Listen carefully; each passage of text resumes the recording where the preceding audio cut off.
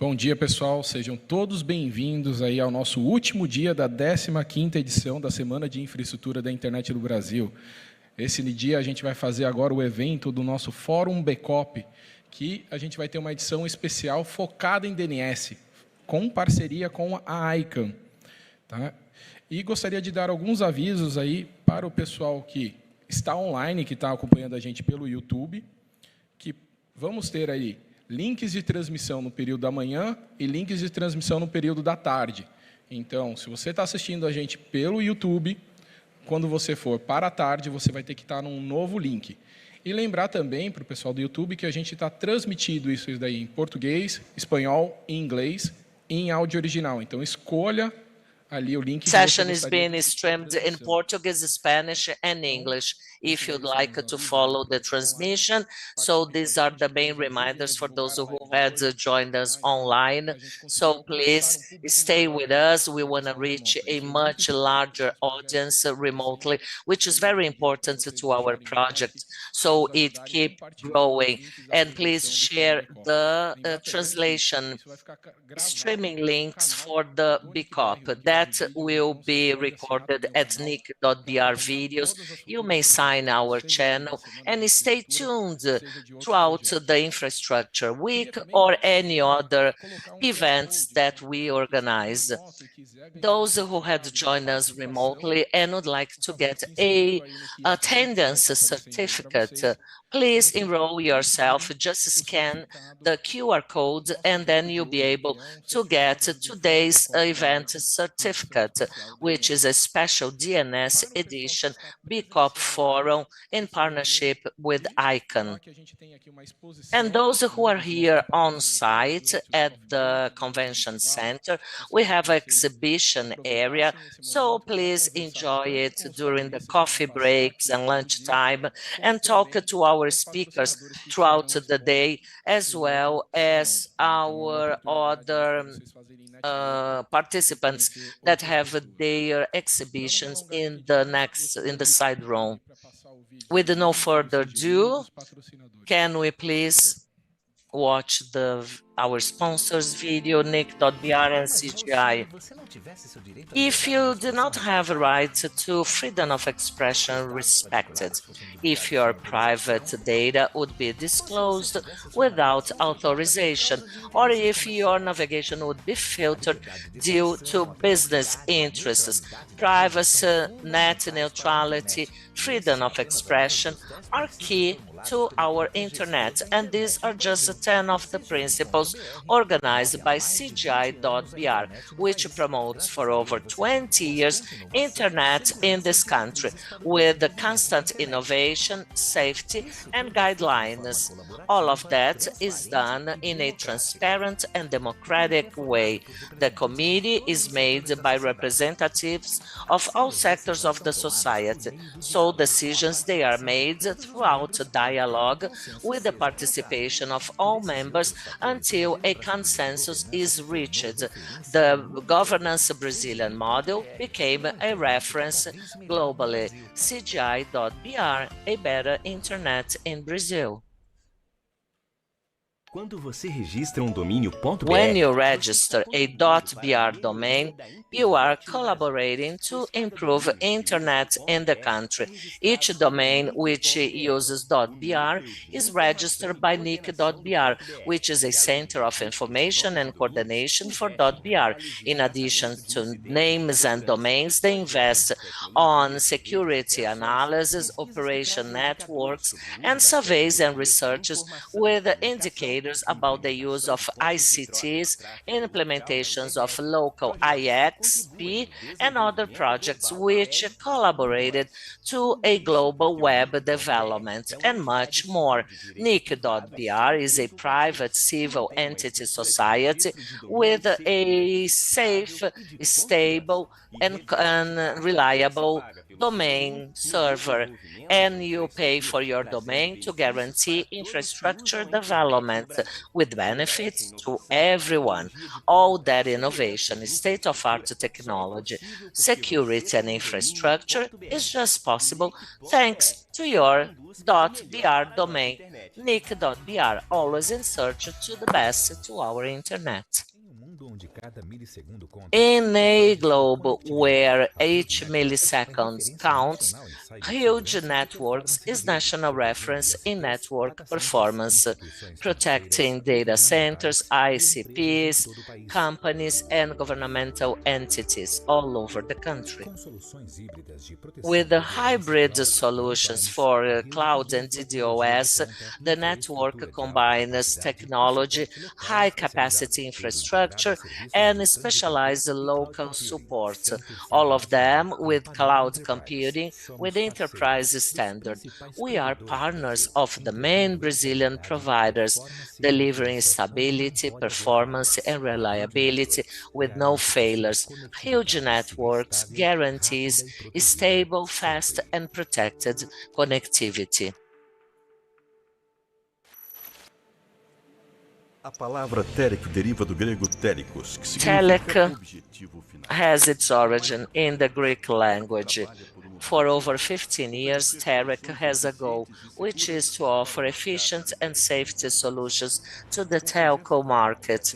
With the global activities, we are a strategic partner which guarantees and optimizes the operation of its structure. That's why we can say we know about network. Our evolution is based on three main pillars: technical knowledge, a team of experts, and modern infrastructure. We are actively participants in the main international telco forums and seminars throughout lectures and adding what we have in terms of advanced technology to all customers. Our team allows safety, security, and transparency to our clients 24/7. So we emphasize capacity building and certification of each one of our members. We have NOC and SOC equipped with all required infrastructure to deal with the critical scenarios. In addition, there is a war room, which is a real-time combat center to DDoS attacks. We have a portfolio of adapted solutions to comply with each customer's realities, with a focus in connectivity, cybersecurity, and manageable services. Protect your network and trigger your business to the future with tech technologies. We know about network.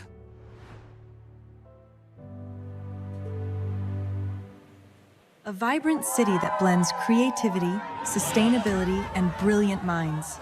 Rio de Janeiro is Latin America's capital of innovation.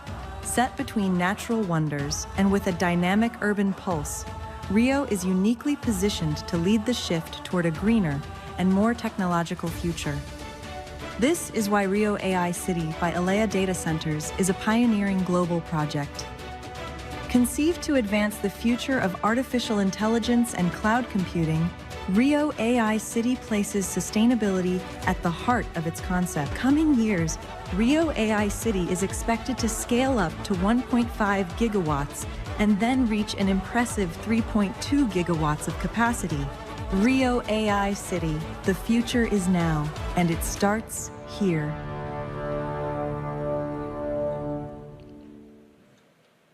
A nova era da inovação já começou e a inteligência artificial do Google está impactando a vida de todos positivamente. A Ingrid, da ProBrain, está vivendo a nova era do seu negócio. Ela usa IA do Google em jogos que treinam o cérebro e melhoram a capacidade de escuta. O João Vitor está na nova era da sua carreira. Com o certificado profissional do Google em TI, ele abriu novas portas e não para de crescer. Já o Guilherme, da Cromai, vive a nova era do cultivo inteligente, com a IA do Google ajudando no controle de herbicidas e levando alimentos mais saudáveis aos brasileiros. Tem também o Lincoln e o Rafael, da Idwall, agora na nova era da segurança segurança, usando o IA do Google para criar uma ferramenta que detecta fraudes em tempo real.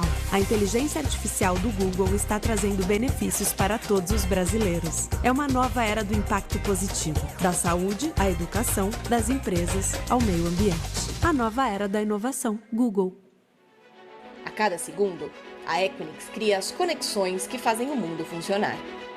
Usando nossa infraestrutura digital, pessoas estão salvando vidas, transformando mundos, removendo barreiras, expandindo mentes e construindo relacionamentos. Com 486 mil interconexões globais, a Equinix viabiliza inovações que enriquecem nossa vida e o planeta. Equinix, encurtando o caminho para uma conectividade sem limites.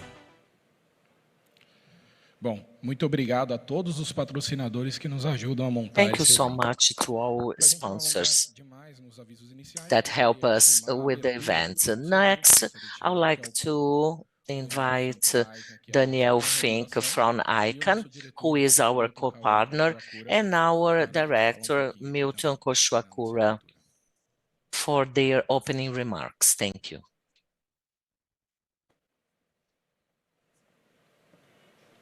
Fala ICANN mesmo, português e inglês.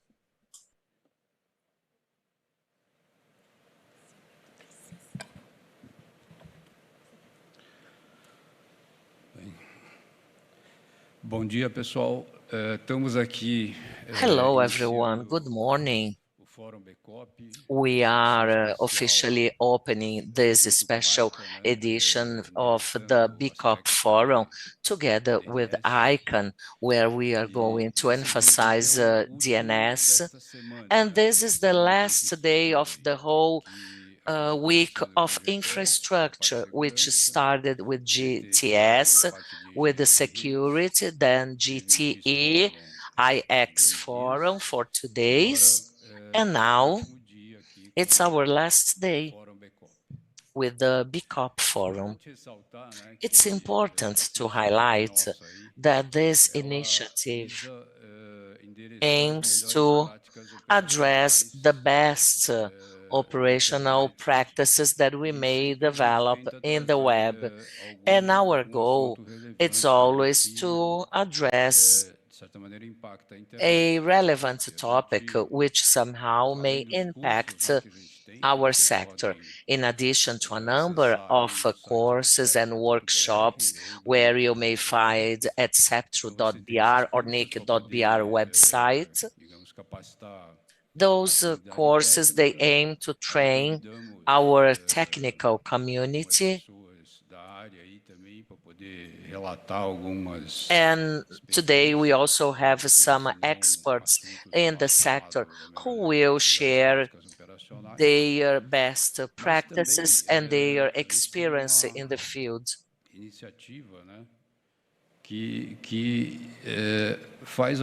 And in addition, we have a measurement initiative, and thanks to those metrics, we communicated to our providers some possible actions to be taken.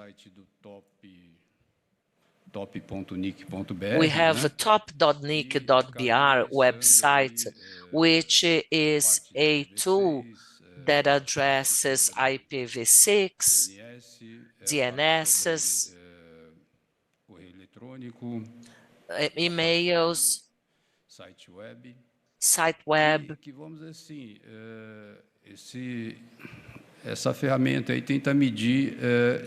Such a tool measures if people are using the most recent RFCs. Therefore, standards, they become larger, as well as our internet. And the best way to do it is by measuring, setting indicators, and spreading the information. We also have the manners. Manners is so important in our sector in terms of internet actions which are taken. And we also try to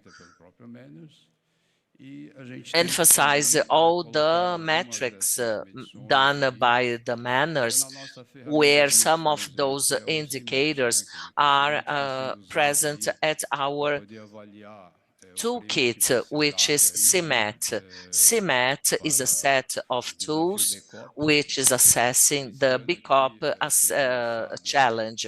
This year, the BCOP challenge was mainly for DNS, and that will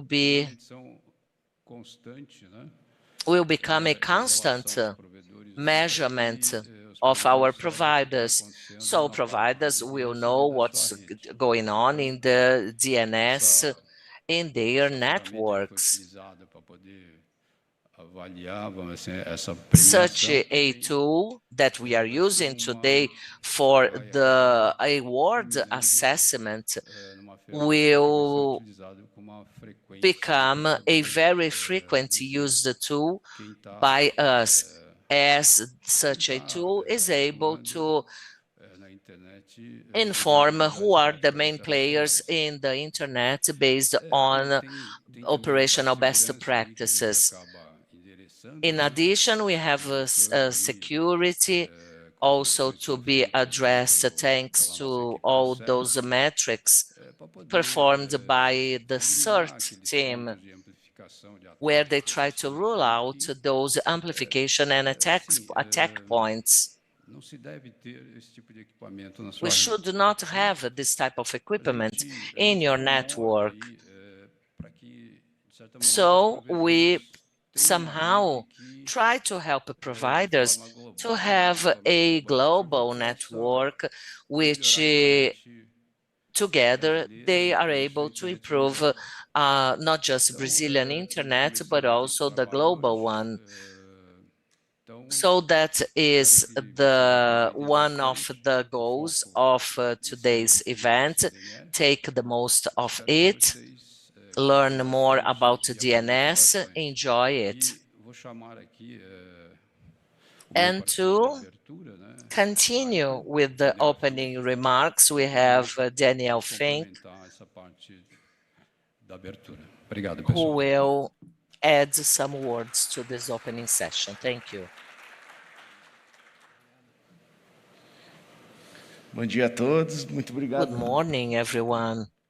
Thank you, Milton, for your kind words. And welcome to the BCOP-ICANN Forum. We are so happy to have this special edition with a DNS focus. I am a senior director for South America representing ICANN, and it's a great honor to be here today with all of you. First of all, I'd like to thank the whole collaboration with the NIC.br and the whole team, Nick, Moreiras, Milton, Septro.br team, of course. And let me congratulate you for Septro 5 years activities. Throughout those years, working together and very close to Septro, we had a chance to participate at a number of regional IX Forum. And such a participation allowed us to have a beautiful perspective about different regions in the country, and our partnership was key. Thanks for that. And today, I guess this is the largest event which we are organizing together, which proves our brilliant technical partnership and a great relationship that ICANN has always had with the NIC.br and CGI.br in the past years. I am very happy to have my colleagues from ICANN who travel a long way. Adiel Aklogan, he's VP of Technical Relationship for ICANN. He's responsible for all the technical relationship for ICANN. G. Lloyd. He's a scientist in security, stability, and resilience. Thank you for coming. And Nicolas Antoniel, who is our regional manager for technical relationship to the Latin and Caribbean region.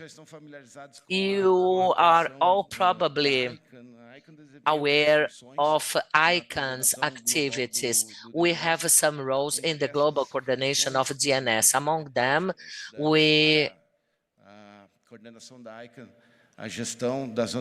are also in charge of the root area DNS, as well as the IP numbers for regional and national registries throughout the IANA organization. And there is another policy status which coordinates the future of the number of domains that is taking place within a multi-sectorial approach, which is one of the pillars of ICANN. In addition, we have the contracts of those who are registered and the registries of numeric domains. That's also under ICANN's umbrellas. And if we could summarize what we do, mainly we guarantee stability, security, and resilience in the domain names. And that's exactly what this forum aims to point out throughout today's activities, where we are gonna work on two main topics, which are related to ICANN's missions as well as NIC and CETRO. Today, we are gonna start the morning session with Adiel's talk, who will address the kindness program. Kindness is a project which is part of our strategic approach, so we can get closer to all DNS players at all levels. They share best operational practices, and any operator at any level may define more robust, modern, and resilient operations. Therefore, this is a voluntary initiative where each developer may adopt best practices, and if you wish, you may be acknowledged by ICANN and by INS. I had a chance to introduce kindness in 2002. That was the year of its launch during the Infrastructure Week. And since then, since that first presentation, we had amazing adoption by Brazilian providers. And that makes us so happy, and that somehow we are going back. And I'd like to thank you all for your enthusiasm. And Adiel will tell you that Brazil is the country that receives the most number of kindness requests. To prove that, we're going to have a panel with Marcelo, Alison, and Guilherme, who have been the first operators to adopt such best practices.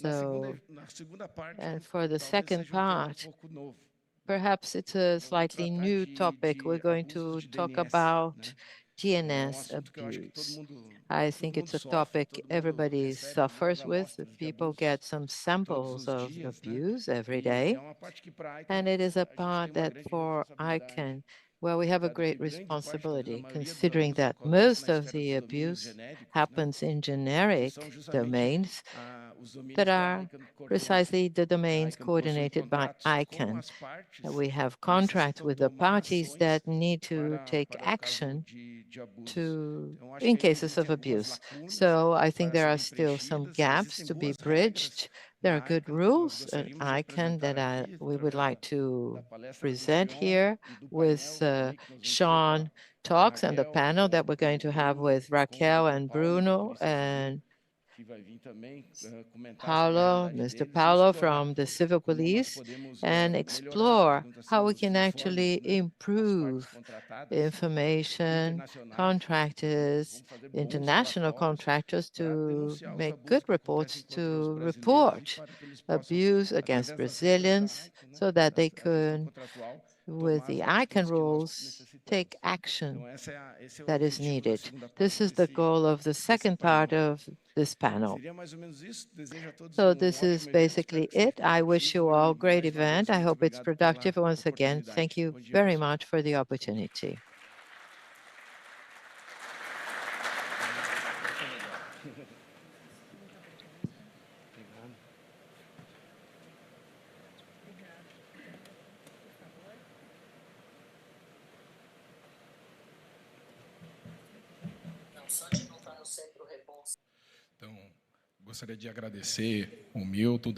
I'd like to thank Milton and Daniel, who have explained the program of today. Those of you who are in person with us, the next talk will be in English. So if you need translation, this is the time for you to pick up your translation receivers. For those of you who are remote, you can also be aware that we'll have simultaneous interpretation. I'd like to call our keynote, who's going to talk about kindness, technical best practices for DNS and ISP operators in Brazil.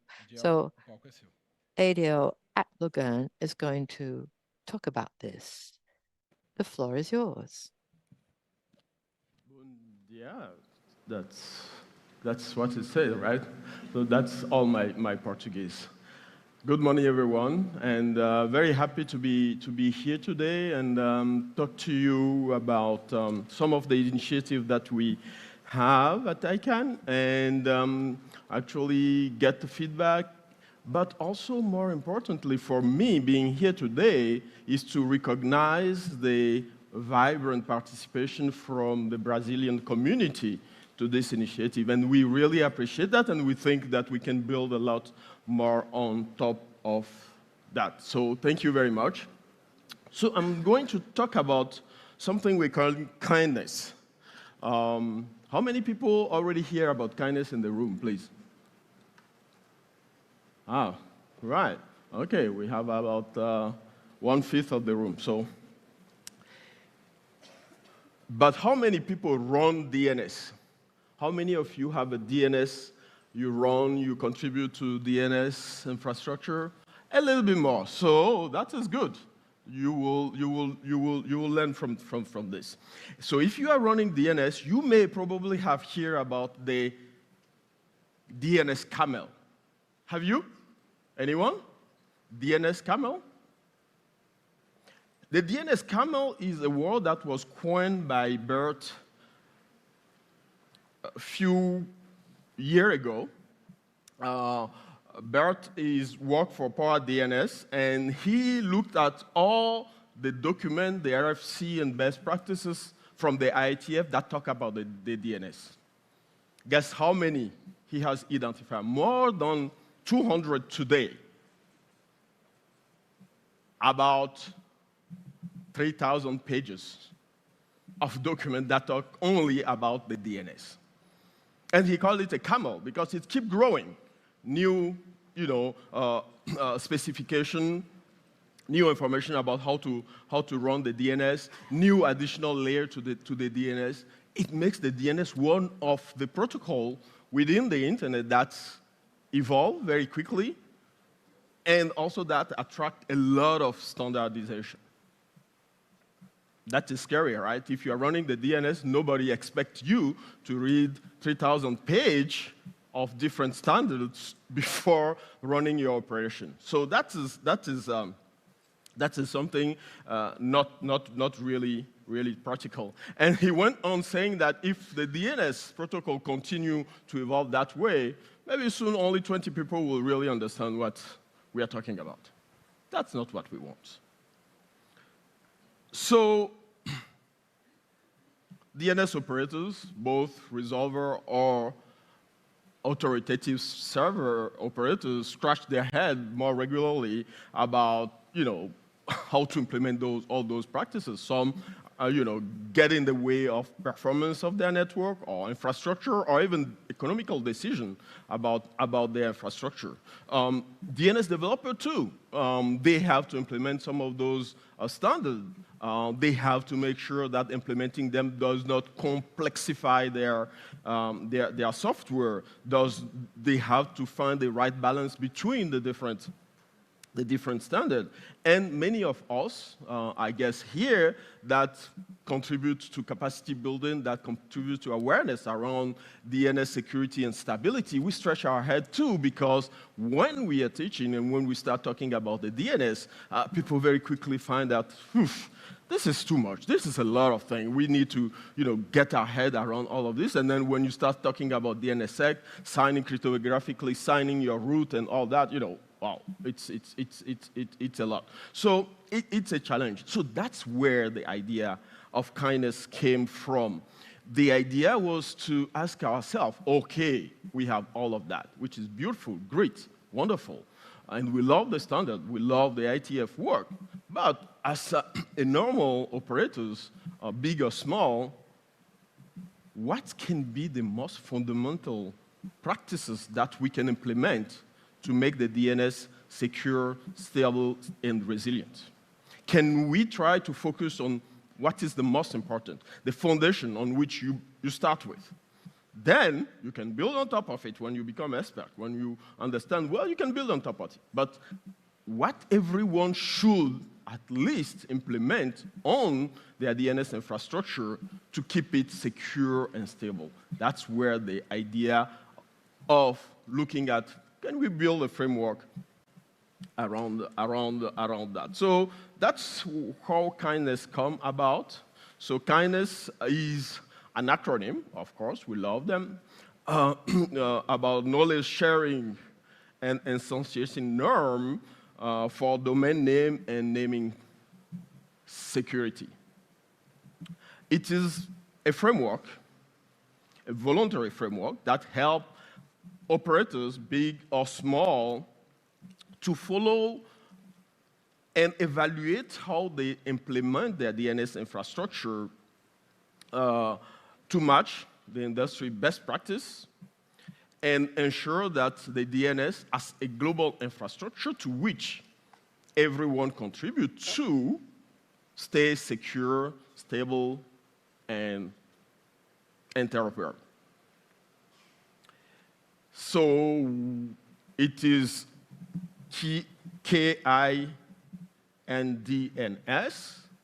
but we call it kindness. And it's important because there's an acronym combination there that is important. So we call it kindness because we want people to be kind online and while running their DNS infrastructure. So what were the components and how do we start implementing the kindness initiative? The first thing we did was to get the community involved. In 2001, we set up a mailing list and invite contribution from the community. We get together some experts around DNS operation. We consult the community. The mailing list is still available to actually discuss about what are some of the best practices. The first thing is we realized quickly that if we want to do this in a more homogeneous way or flat way, we are going to try to boil the ocean. We don't want that. That's what we want to avoid. We want it to be simple.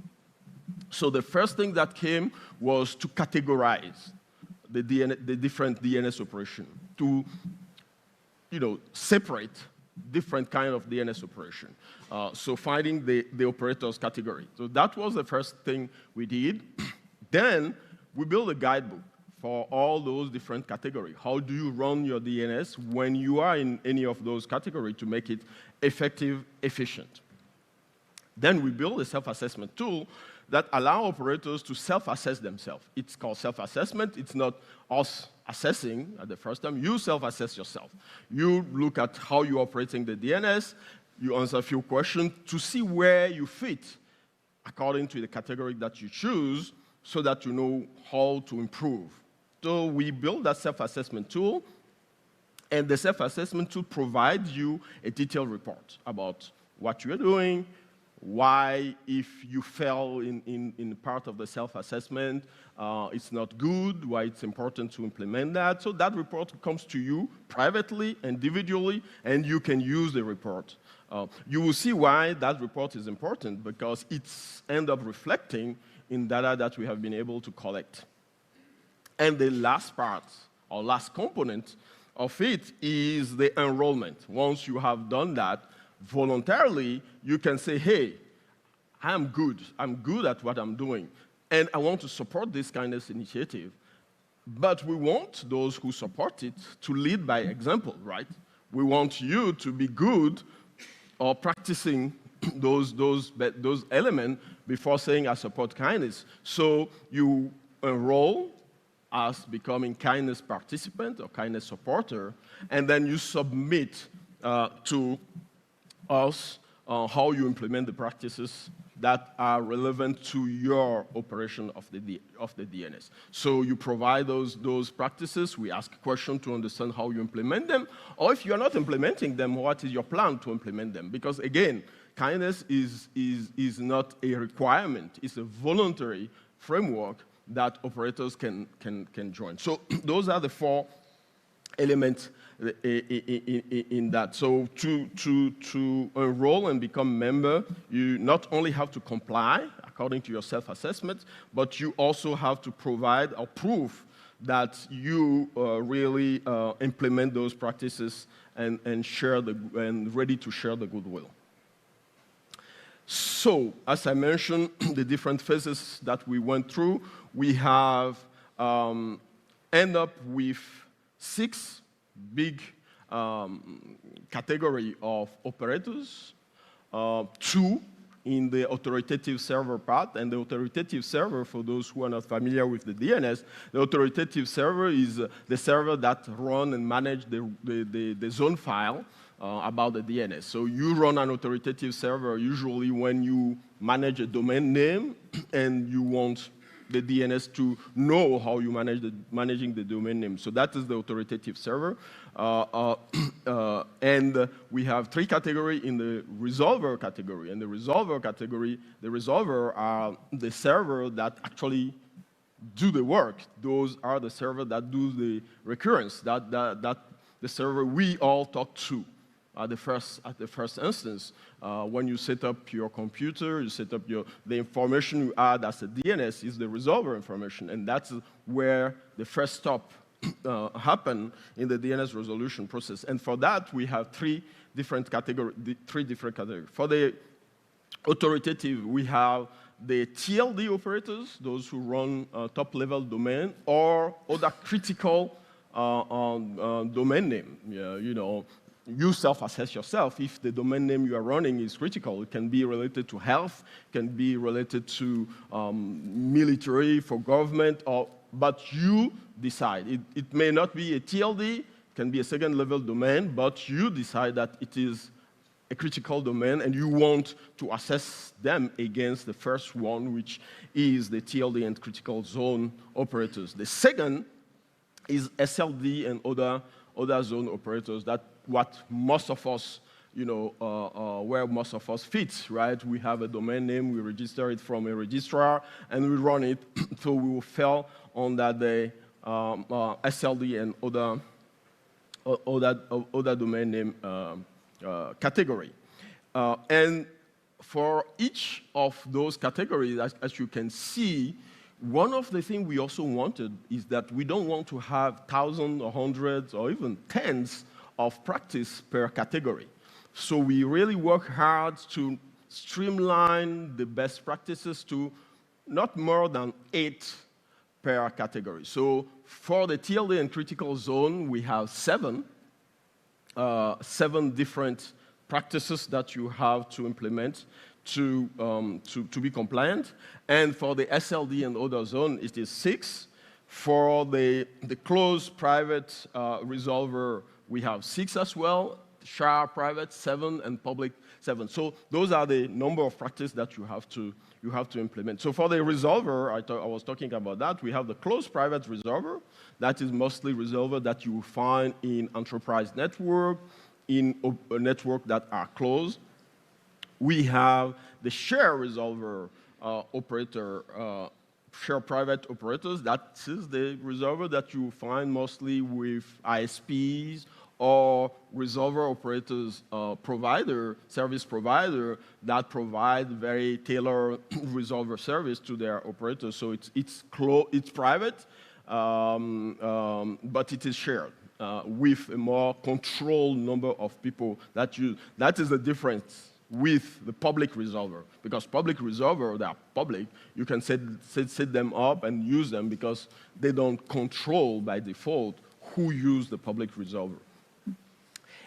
But while we are doing this exercise, one question come up as well is say, yeah, okay, you can run your DNS, you can implement all those best practices, but if your infrastructure itself is not secure, you can have a very well-operated, DNS-operated infrastructure which lie on something that is fragile. So while you are implementing the kindness practices, the framework, you also need to harden the core of your system. And that will help you also implement other more generic security practices. And there we have 8 practices in the core operation practice. It is important to note that when we are assessing people who want to join kindness, the hardening the core is not where we focus on mostly. We focus on the practice and the category you fell in, because this is about kindness. But we encourage operators as well to look at hardening the core. And that is where the complementary come in. I was saying that it is an acronym. We say kindness, but we also take a little bit look at what is already out there. And manners was there already. Manners was there for routing, right? Infrastructure, security. So kindness, if we are kind, and we have manners, we will contribute to a little bit more happier internet infrastructure. So kindness and manners. And in the hardening the core, we have many of manners practices there as well, because that goes down to the core of the infrastructure. So we have documented the guideline for all of those practices that we have identified there. And on the website, which is kindness.org, you can find the detailed information about the practices, but also access the guidebook that can give you more information. So joining kindness is a voluntary decision. You join by publicly proclaiming your commitment to act as a goodwill ambassador.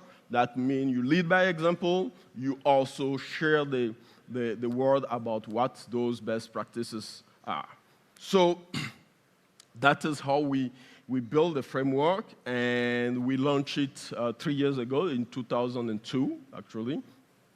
And it is meant to evolve. Another thing important about the way we design it is that it's meant to evolve because, if we go back to the camel, the standard is evolving, and as the standard evolves, best practices will evolve, and there may be a need as well to revisit all these practices, and the framework is designed for that.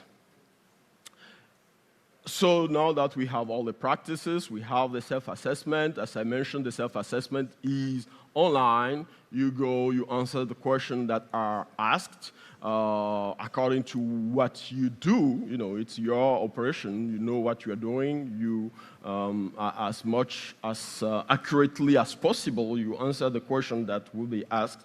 And then the system will generate a report at the end that will rank you according to how you are doing against all the best practices. And this is important because we have seen in the statistic that a big number of people who use kindness actually tell us that they do the self-assessment not only to join, but very interestingly, to convince their manager to do the right thing, right? So as technical people, we know we are not very good at justifying what we are doing. So sometimes this kind of report will help, and people say that it helped them go to their manager and say, hey, this is what we are doing. This is not good. This is what kindness is saying. So can we invest a little bit more in our DNS infrastructure, because the DNS usually it is the forgotten element of our network generally. So the self-assessment report is key, and then the participation and enrollment. Right now, we have about 40 people who formally join and commit to be those goodwill ambassadors in in different categories, and they are publicly published on the Kindness website in the participant category. The process is a little bit, it takes a little bit time to finalize the process, because you have to submit the information, you have to give us as much as detail about how you are implementing the practices. We'll check what we can check from outside and trust you on what you are saying from inside, plus what you are sharing with us, screenshots, outcome of log, and so on, to show that you are implementing the practices. So since we have started, some data that will give us an idea of where we are. Since we have started, we have about 2,600 people who took the assessment since we have started. It shows, 2,600 took the assessment. I was saying before that we have around 40 people who actually joined. So people are very keen to self-assess themselves, but there is a little bit gap which we are working on between self-assessing and actually joining. So there is a huge interest in the self-assessment itself. So what are people saying about the self-assessment? I mentioned that before. These are some statistics about what we are saying. And as you can see, I highlight there, the second biggest reason why people take the self-assessment is to use the resource, the result of the self-assessment to convince their manager to improve the way they run the DNS. The first reason, of course, is to know where they stand on the kindness, in the kindness framework. And only 30% say they are taking the self-assessment to actually join. But the number move a little bit, because as soon as people know where they stand, usually they move into the second category, because now if they got 100%, they say, well, okay, yeah, I can join now. I don't have to invest. I don't have to do anything more to invest. So that is an interesting number, but that's also a number that helped us tailor our own capacity building program, because it tells us that we need as well to give people who technically run the DNS tools that can help them have a more meaningful discussion with their decision maker, with their manager, right? So that will be part of and becoming part more and more of our capacity building. We don't train only on technical, but also onto how to use that. Another interesting data from what we have collected so far is that the majority of people are running both authoritative and resolver, which is in many cases, mostly the ISP, they run both, because you provide a resolver service to your customer, but you have a domain name under which you run your brand, right, or your service, and you have a authoritative, you run authoritative server for that as well. The last one talked about the type of authoritative zone that people manage, right? People manage both private share authoritative server and completely private authoritative server. In terms of, I'm talking about resolver there. In terms of authoritative server, there are 29% of people who manage TLD who took the assessment, so they are in the first category, and 44% who manage SLD zones, which is normal, right? The majority, as I mentioned, of us, we have SLD, we don't run TLDs. But we still have 27% that have both. They manage TLD, but they also manage SLD. And in that category, we have a lot of registrar or registry, right? They have both infrastructure. More number here. What type of recursive resolver that you run. We can see that share private is the second biggest one. Most of people run private, those who took the assessment. But the shared private resolver is the second one, and the majority of actually the requests we see, especially coming from this region, fell into that second category of shared private recursive resolver. Also, another interesting thing that we can find from those self-assessment is where people are struggling, right? That will help us also tailor our capacity building. When people answer the question, we can see what are the practices that they are not actually doing more often. And here, for both in the resolver category, the both private resolver and share private both tell us that we have a low number in the QNAME minimization category, right? That is one of the practices that we see that not many resolver operators are aware of, while it's becoming more and more important to implement QNAME minimization to ensure privacy from the resolver to the authoritative servers. We have DOT and DOH that help privacy between the stub and the resolver, but from the resolver to the authoritative, QNAME minimization is what we have right now, while all the other DOT or DOH kind of type of implementation happen there. So QNAME minimization is important if you care about privacy and when you are running a resolver, and we can see that it is one of the practice that is not implemented by all the operators. And last, this is those who implement or run public recursive resolver, and there the practice that is less implemented is DNS over TLS and DNS over HTTPS, where for public resolver, you can see that most of them have QNAME minimization. Good. Another interesting statistic as well I want to share with you from 3 years of running Kindness is the ranking. And that is also important for the criticality of this kind of framework, is that from all those who took the assessment, only 33% of them rank more than 50%.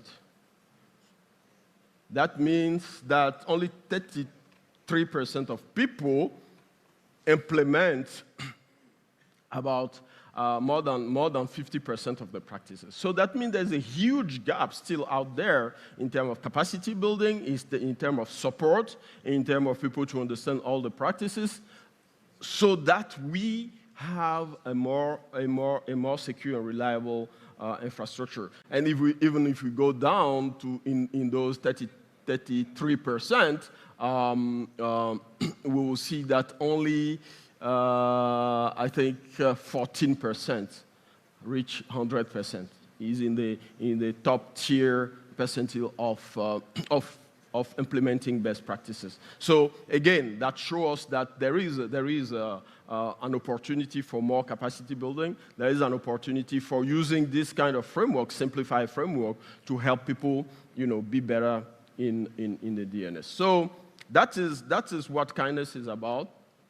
And as I mentioned, it is it's a live framework that will evolve, and we are already envisaging the version 2 of Kindness that will have a few other practices added, like RLL, which prevents amplification attack on authoritative server.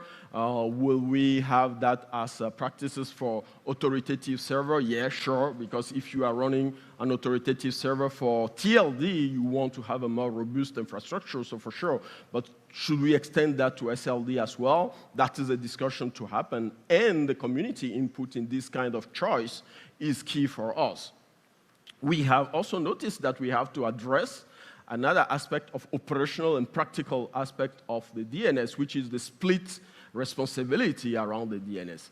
most of the people don't host their own zone file because you have a registrar, you have a DNS operators, you register your domain name, and you host your zone with your registrar or your DNS operators. So you don't have full control on how your DNS is run. How do we integrate that into this framework to make sure that cases where operators doesn't have the full control on the element, how we use that, how they can also interact with people who provide them the service.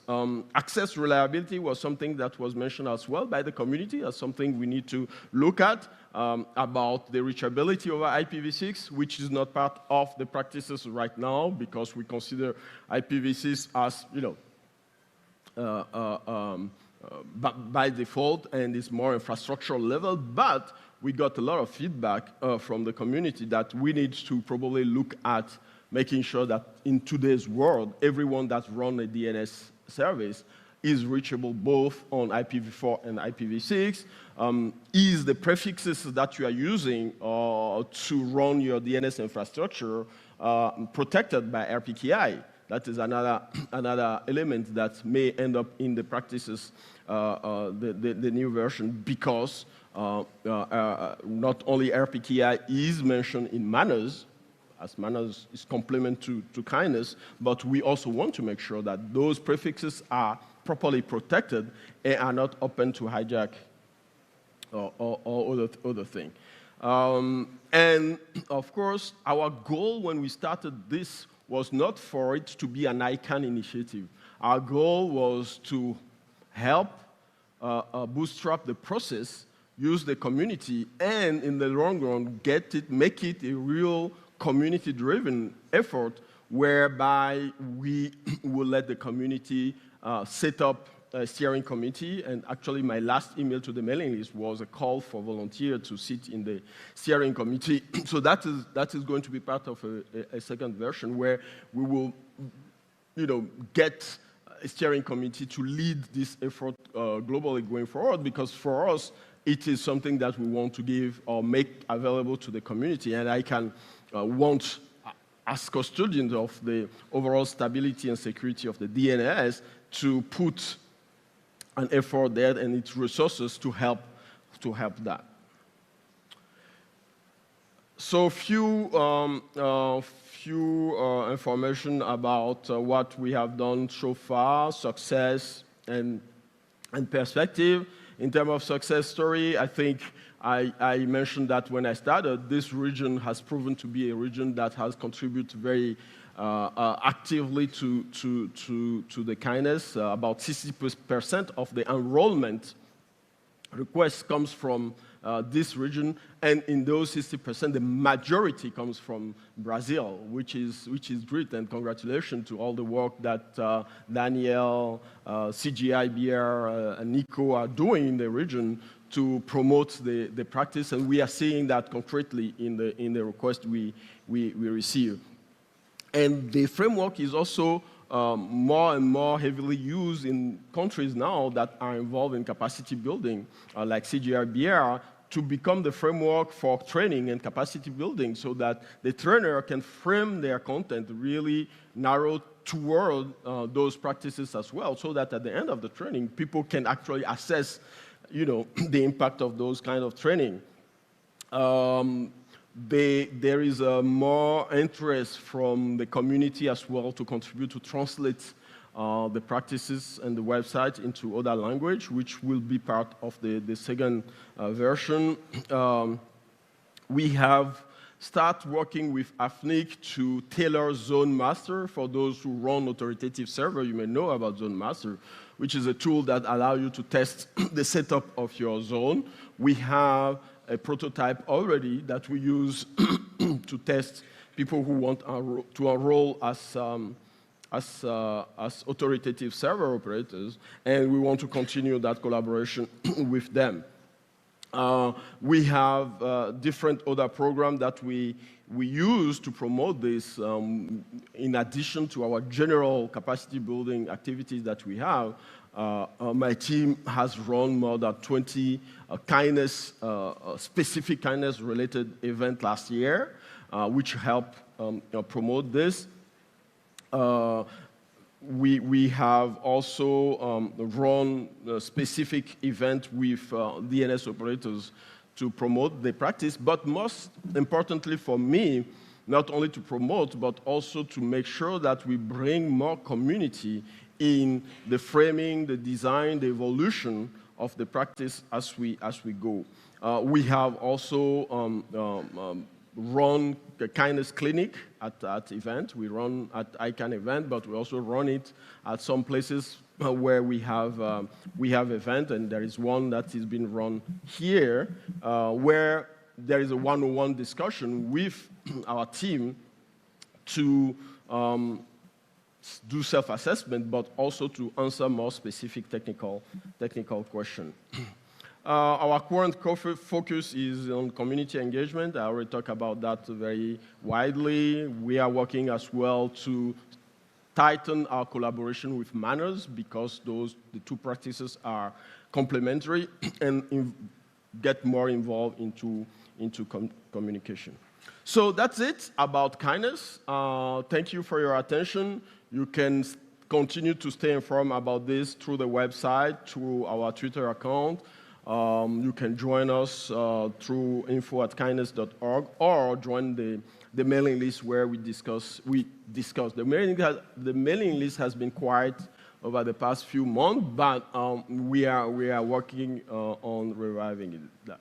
So thank you, and let's be a little bit more kind.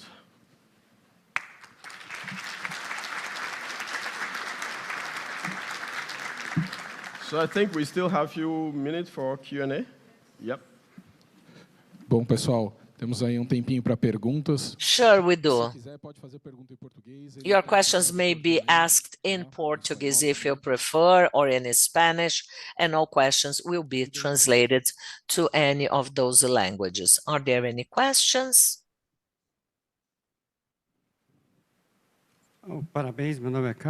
Congratulations, my name is Carlos. I liked so much your project and the way it's developed, especially on such a technological sector. Could you elaborate a little bit more? How much motivated did you get to go on with this project, which is brilliant? What was your motivation behind the project? Thank you for that question. Well, my motivation was the DNS camel, really. I was in the room when that presentation was done, and I was like scratching my head, how come? How can we get that? So that was one of the elements that pushed me. And the second is also the interest from ICANN to support operators, even smaller operators. I personally come from a background where my first network was in a developing country, so small in scale, and I know the challenge that small operator can have to actually implement right, not because they are lazy, just because they have to balance the resources that they have, right? You can know all the things, but in one day, you have only 24 hours. And you are probably the only one that's running the DNS, that's running the routing, that's running your email infrastructure and everything. So at some point, you have to balance. So knowing all of that, that makes me understand that if we help operators to focus on what is important, they can be better equipped to plan and also convince their manager on what they are doing. So those are the things that moved me, and the support of ICANN, of course, and the community, because it was very welcomed by the community as well. Thanks.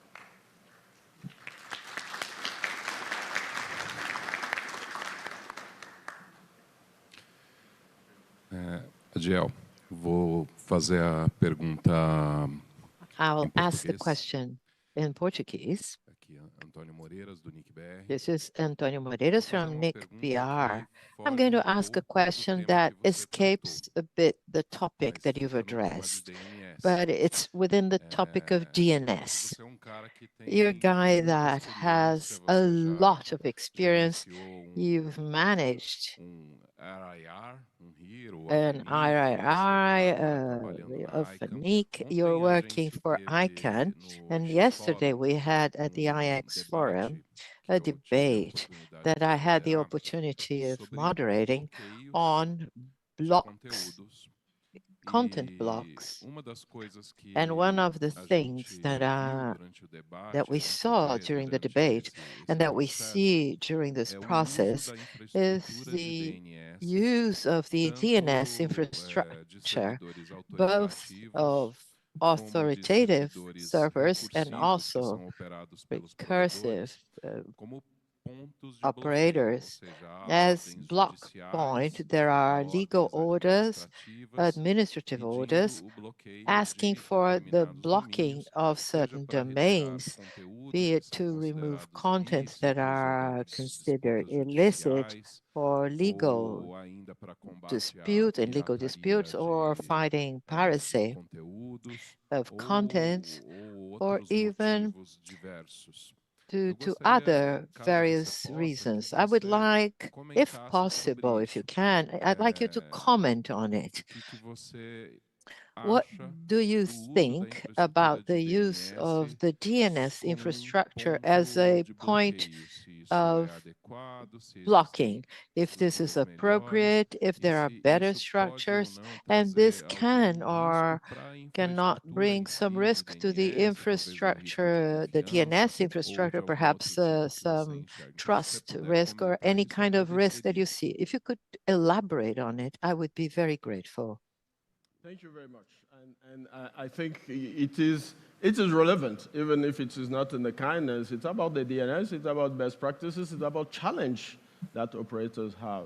So my personal view, and I think the view that most of you who are involved in infrastructure management, is that we need to keep the core as neutral as possible. Because the core of the infrastructure is what allow the innovation, it's what allow the service to be run on the top. What is happening, we are seeing more and more, is that policymakers confuse the internet that everybody uses, the usage of the internet, the application of the internet, with the infrastructure, the underlying infrastructure. And they take decisions, those decisions leak into the infrastructure, like for the DNS, which shouldn't be the case. People need to trust the DNS. People need to trust our BGP infrastructure, how we send traffic. And I think as technical people, we need also to be very engaged with policymakers to, first of all, get them to understand that difference between the service, the application layer, how people are using the DNS, and the infrastructure, and the infrastructure, including the DNS, the BGP, the routing, etc. So personally, I think it's a dangerous path because the DNS needs to stay neutral as an infrastructure that supports the internet. That is me, that is us. It's a wishful thinking. Unfortunately, more and more policymakers, because they claim to want to protect their constituents, taking ruling and regulation that force operators to do weird things. I don't support that. I think it risks also splitting the infrastructure, and we are removing the trust on the infrastructure that allow the internet to grow. And that trust is key and critical. There are different other ways to implement some of those restrictions, if that need to be done at all, because that's another debate. But I think we need to keep the DNS neutral, out of the blocking as much as possible. And it is also our responsibility as technical people to learn the policy language in order to engage those policymakers in a meaningful way. Adiel, temos perguntas online. Vem uma pergunta do Ricardo. We have questions online, questions from Ricardo Aitler. How are ICANN decisions on DNS impact directly users and organizations in Brazil? How ICANN decision on the DNS impact? Oh. First of all, ICANN doesn't take decision about the DNS.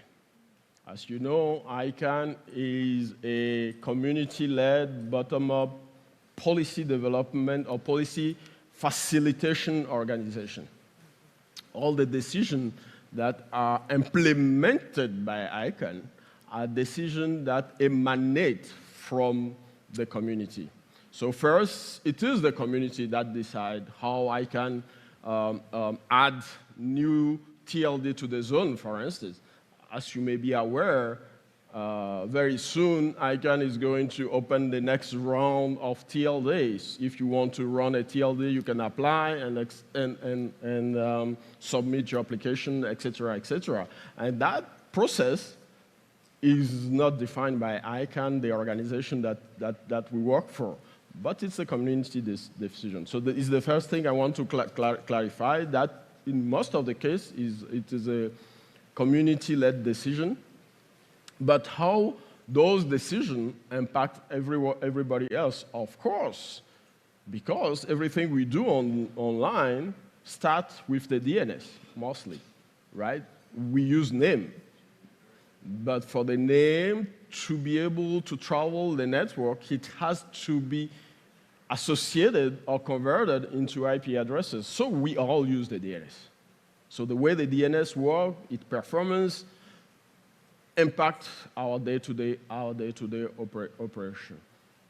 And one of the things that ICANN has done, it's, for instance, gets heavily involved in DNSSEC, which adds to the trust of the DNS, because the DNSSEC allows end user to make sure that the information that they are receiving when they ask a question is trustworthy.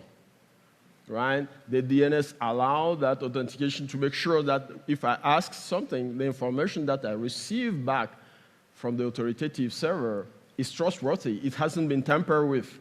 It's the exact information. That's an important element for the trust part, for instance. So I can assign the root, and most of the TLD are signed for the chain of trust.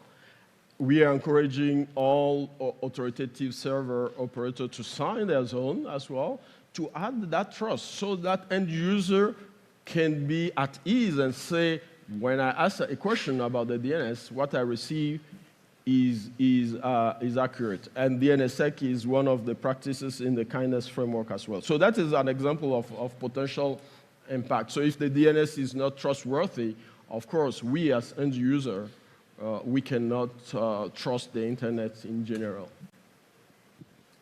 Obrigado, Adiel. Temos uma outra pergunta do Eduardo Nascimento. Thank you, Adiel. We have another question from Eduardo Nascimento. Is there a goal to adopt kindness in the world? Is there any kind of division between the regional entities like NIC to adopt this system? I mean, it is an open framework. It's open for anyone to adopt. Again, it's voluntary. If people feel that they can implement them, they feel related to it, they can implement it. We have few areas, of course, who already enroll and join the Kindness Initiative by showing how they run the infrastructure. So it is open, it's global. We have participants from all the different continents. As I mentioned originally, shout out to the LAC region, but if you go to the participant list, you will see participants from Europe, from Africa, from Asia, and even from North America. So it is a global framework, that is available for anyone who wants to join. Temos também uma do Ricardo Átila. Quais ameaças We have a ao question DNS from hoje Ricardo. merecem mais What threats atenção to do que DNS recebem? deserve more attention than they actually they receive? Did you get that? Yeah, what threat to the DNS receive more attention than the, or less than they deserve? Less. Less.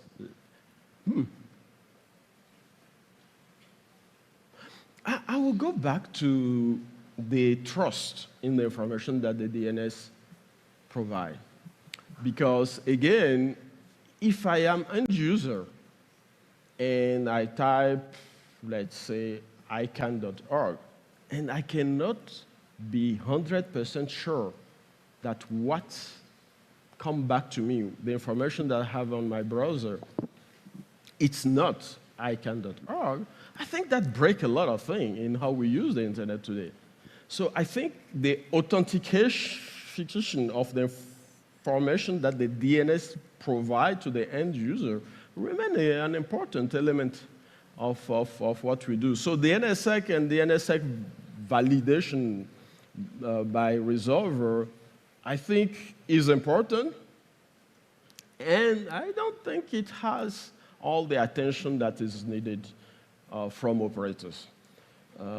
So I will say that that is one of them, but because we are still at a very low level of the NSSEC adoption when you move away from the TLD, right? And I'm sure if we do a survey now, many people are running domain name, but many are not signed.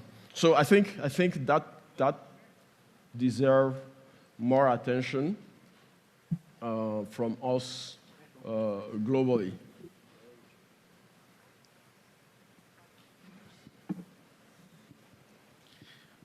Parabéns pela apresentação. Congratulations on your presentation. My name is Carlos. I'd like to know about the new tool that is about to come in the place of DNSSEC that some people don't know about it, that is Cascade. What will be this implementation like, the change? How kindness, or as he calling KIN-DNS, is addressing this part? Well, again, those evolution of the DNS, and there are many other that are being taught, discussed, to make the NSSEC implementation more easier, more robust, and so on. Right now, they haven't made their way into the kindness framework yet. When they mature, and again, if the community feel that they become has to be a key element of the framework, we will add them to the framework. Again, it is not a cast in the stone framework. It's meant to evolve. If the NSSEC evolve with a way of doing it more easily, it will be add somewhere in the guideline. What is important is that you sign. How you sign is up to you. How you run it is up to you. But what we want to know is that you have secure the accuracy of the data that you provide.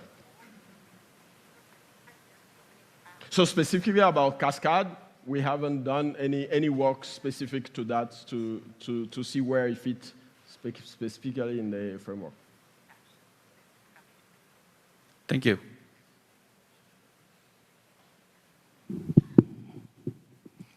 Bom dia a todos. Good morning, everyone. This is Gontin from ISP Focus. I would like to comment excellent contribution of ICANN to all of it. So when you mentioned DNSSEC, I think it's interesting for us to comment that today the main resolvers, the DNS resolvers bind and bound, all of them come with an enabled DNSSEC. What is lacking to us? Well, people that actually enroll domains, they should actually register with DNSSEC. Otherwise, we won't have the system working as it should, but not only for domains, to have DNSSEC for the reverses. We have options for domain and reverses. And then we're going to be reassured, as you've mentioned, Adiel, what we are receiving is valid, right? I just wanted to comment on it. Yeah, you are totally right. The DNSSEC works both ways. You sign, and somebody validates. The resolver validates, right? If everybody is validating, nobody has signed, it doesn't make sense. If everybody signed, nobody is validating, it doesn't make sense. So both has to work both ways. Right now, effectively, most resolver have signing turned on by default. So you are running probably a resolver that tried to validate. But the problem is that maybe very few domain names are signed so that you can check that. So it is a challenge indeed. And that is where kindness also could be interesting. Now we are seeing developers that are making some of those best practices by default.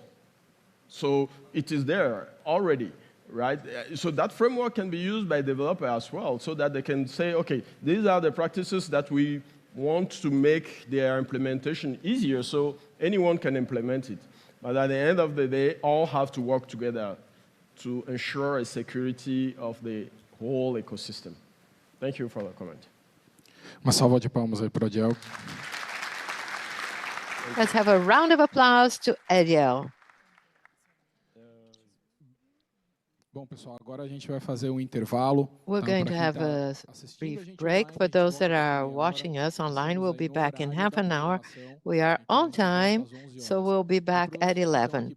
And for those of you in person with us, we're going to have our coffee break upstairs in the exhibition hall. For those of you who haven't been able to ask questions, you can talk to Adiel, and if you like, you have his contact info, so you can send him an email. Okay, see you soon.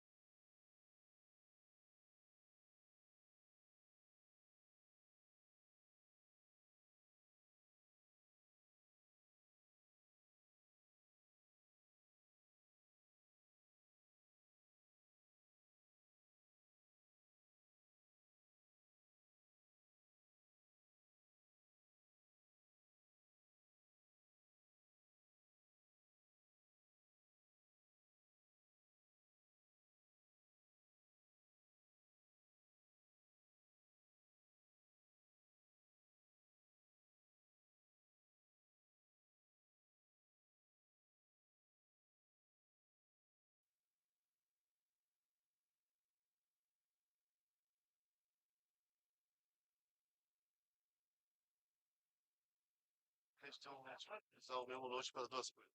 Não é legal.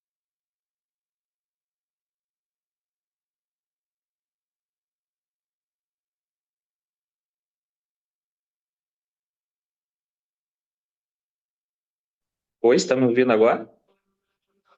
Te escuto sim. Você consegue colocar a câmera horizontal? Sim?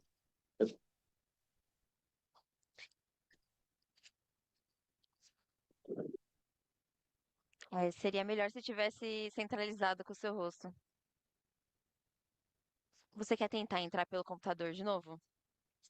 Posso tentar entrar no computador de novo. Show. Nossa, aí fica mais fácil.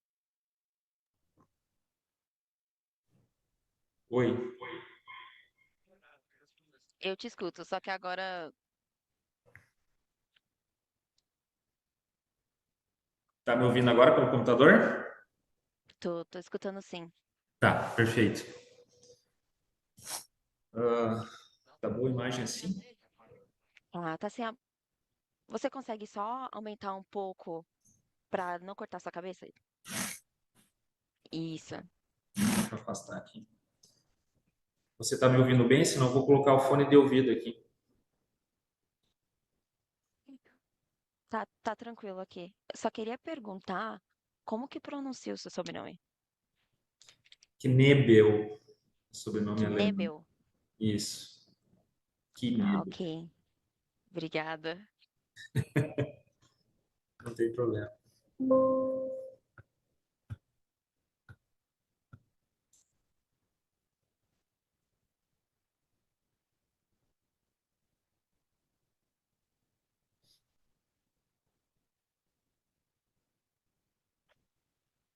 Ó, já vai começar a premiação. Se você puder ficar com a câmera ligada, você vai ter alguma apresentação para fazer ou não?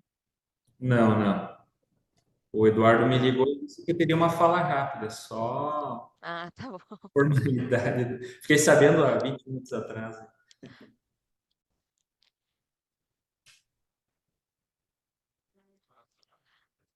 Aí quando começar eu aviso pelo chat, tá? Tá, tudo bem.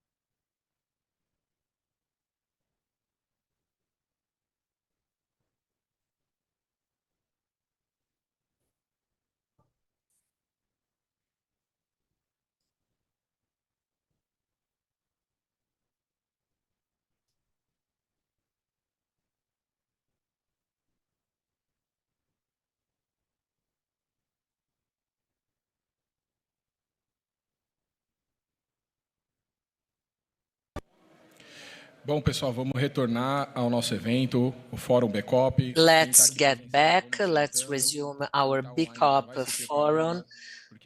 If you are online, get ready. Next, we are going to have the BCOP Challenge Award.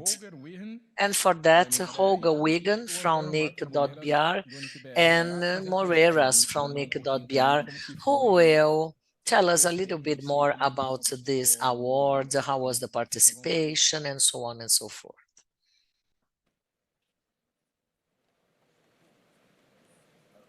Só fazer só a conta do nossa hora, né?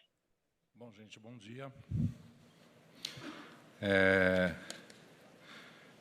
uma alegria estar aqui e poder fazer essa premiação. It's wonderful to be here and to be able to celebrate this award, which is the third year or maybe the second. The first one was for IPv6, so today is the second year which we are celebrating this award. In the very beginning, that was just a competition to implement IPv6. And then we decided to implement other best practices, adopting those practices thanks to the adoption of CMET. Coisas aí que a gente pede. Eu vou chamar agora o Holger justamente para explicar will give us a technical explanation about the metrics, everything that has been measured, how they set the provider's rank, and then we can give away the prizes. Thank you, Moreiras. Thank you, Eduardo. Can I see my slides, please? Então, vou aguardar aqui a apresentação. Tá. Meu nome é Holger Wien. I am Holger Wien. I work in the measurement department at NIC.br, and how we set the BCOP challenge, our measurements, and some statistical results. The goal is to foster the dissemination of best practices among autonomous systems in the country, and to award those that have highlights in the way they implement the best practices. This is our third year. Since the very beginning, we give away 2 awards. One for those who reach the best results by the end of the challenge, which usually is around September when we close the measurements. Regardless of when the provider has implemented those best practices in a timeline, they could have everything already implemented right in the beginning of the year, and even the year before that. But anyway, we award those that reach the best results. And the second prize, the second award, is given for those that show an increase in the way they implement the best practices. Some criteria had to be taken into account, such as to enroll yourself, to fill out a form, to install the CMET server, and also the form was the PAS, and the CMET server is key for the conclusion of the measurements. Our challenge usually starts around August.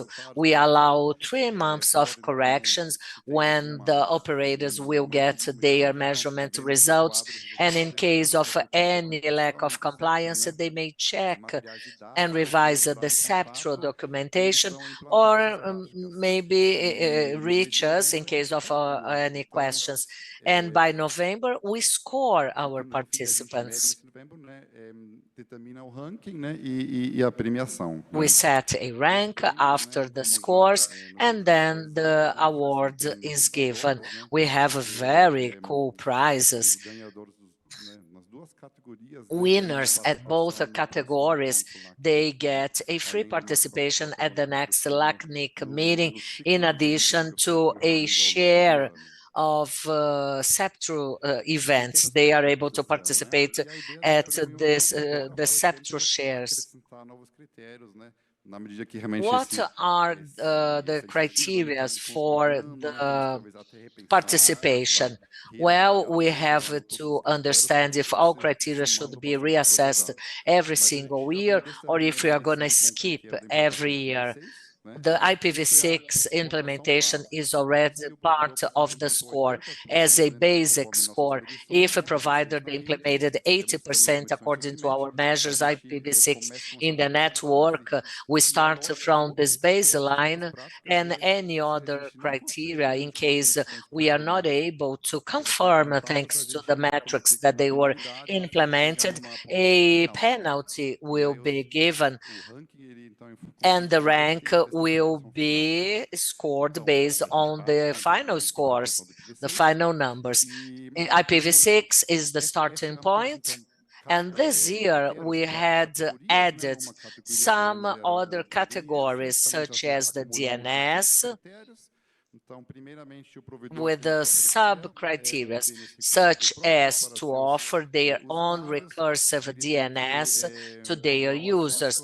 Access has to be controlled, server access has to be controlled outside other autonomous systems to avoid attacks and expansion by this way. They should also check the DNSSEC in the responses. We have a measure anti-spoofing to avoid amplification attacks, DOS, if they are filtering. And there are two new categories, such as safe routing.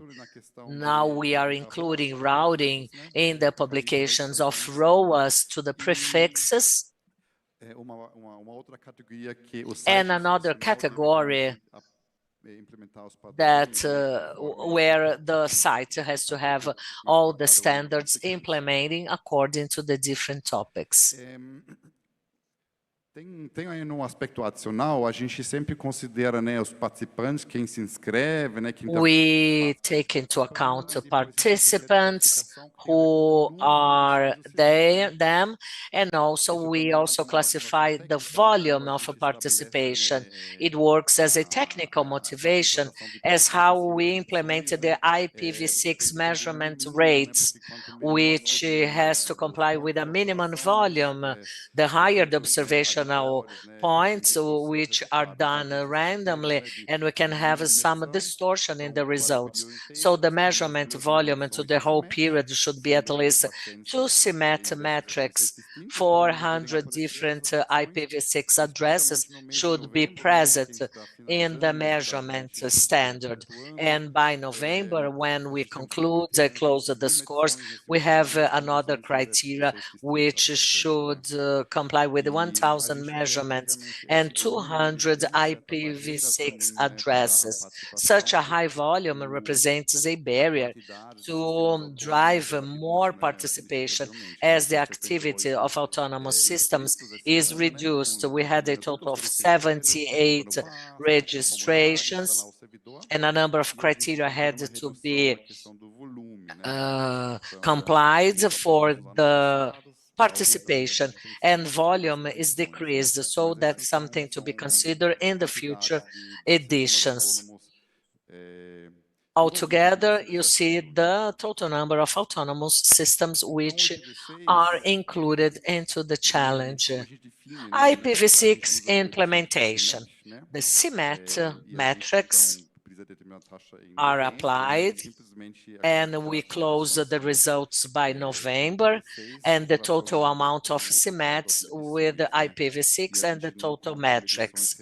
And we do not count repeated measurements from a same very device. And the growth rate that has implemented during the challenge would be a growth of the rate in August until November. So we subtract from November, which was an average in the beginning of the year from January to July. And the implementation rates which we observed are in the upper layer of numbers. We see some percentages.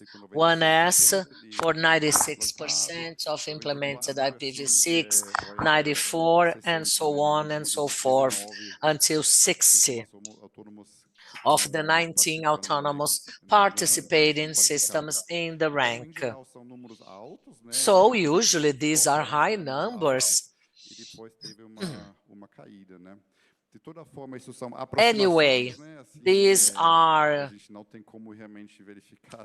closing numbers. We cannot really verify the host in the provider network.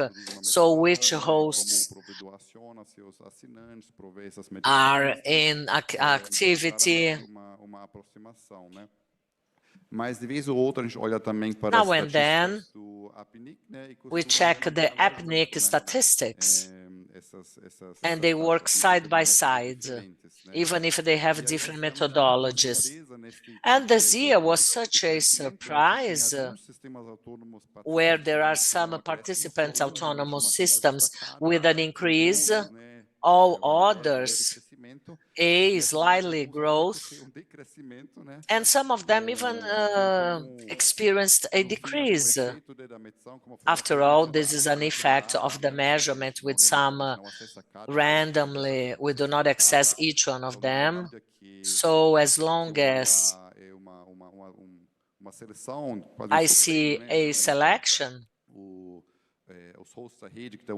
the hosts of the network producing a measurement, and if the number is not very high, we know that the higher the number, mas se o número muito alto pode aparecer na medida que no fundo você mantém estável, né, a implantação. Once that is stable in the implementation, that may be negative. We did not observe so much increase, probably because they are autonomous systems that started really well and they were engaged in previous years, probably a challenge. So there was not much increase. It makes sense to give away this prize because those that were able to implement 20%, they started with a lower percentage and they could not compete with 96%, but yet a wonderful comparative way which justifies the second prize. Anti-spoofing. Since last year, the verification criteria based on our measurement methodology, we check the filtering at the autonomous systems. We know that we filter in the access to get the spoofed packages in the first possible point where they are going to inject in the network. And how to implement that measurement at CMAT? We know that is the second row to become a measurement probe.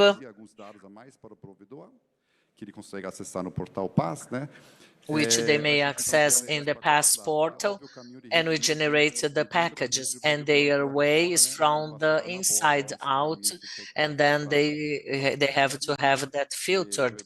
Therefore, it's possible that there will be more providers filtering, but our methodology is the way.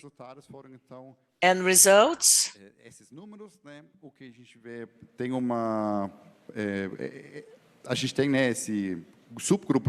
We have a subgroup of the qualified ones, those that know that they are able to produce the necessary quantity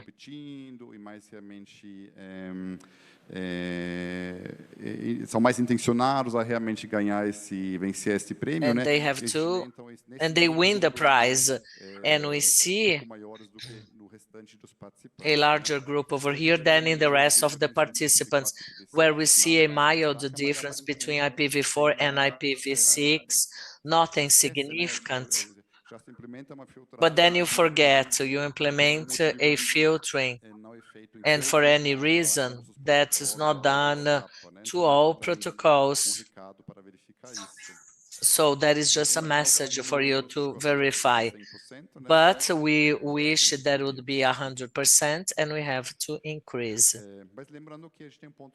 But let me remind you that we have some specific measurement aspects which are not validated, and numbers may be greater. Safe routing, we access the prefixes which are announced in our router. We get a dump and we verify the announced prefixes with the Houchnator tool, if they have the rowers and if the announcements are valid to the size of the prefix. Among the participants and the qualified ones, first of all, when the provider works with RPKI, we don't see much error in the prefixes that could be invalid. If they publish the ROAS, ROAA, ROAS, there is just one technical case available. And percentage distribution of providers, we see a high number. And once again, there is a change, a variation among the protocols. Is that really necessary? Anyway, that was our diagnosis. Recursive DNS. We have those criteria where they keep the server and the users, they filter the access by the resolver, and then they have the DNSSEC in the name validations. Numbers here are quite low, and to measure the DNS resolver is somewhat difficult, but we can do it. First of all, anytime a provider offer a resolver or a recursive to their user, does not necessarily mean that users are using it. They may have a different configuration at the host, even though the provider is disclosing the possibility of that service to their users. And besides, a professional system, if there is a resolver from the server, doesn't mean that they are using all the standards or the DNS resolver service, which is now a bit fragmented. And in the past, they would just offer the applications and would deploy them. But today, some of the implementations, they may be updated in the routine by different servers, such as a navigator. Some of them still run on their own navigator. And we have to highlight that it's important that the provider offer this recursive setting to guarantee resilience, internet centralization, and not just rely on public services. And today that is not just quite the applications applied or the use of the applications. We have some rather low numbers, and today we have a Medio Linux, which is a measurement tool that is good to measure the public schools quality, and also the level of education at public schools. And at the BCOP challenge, once the provider tries to generate a measurement, they rather use the general metrics.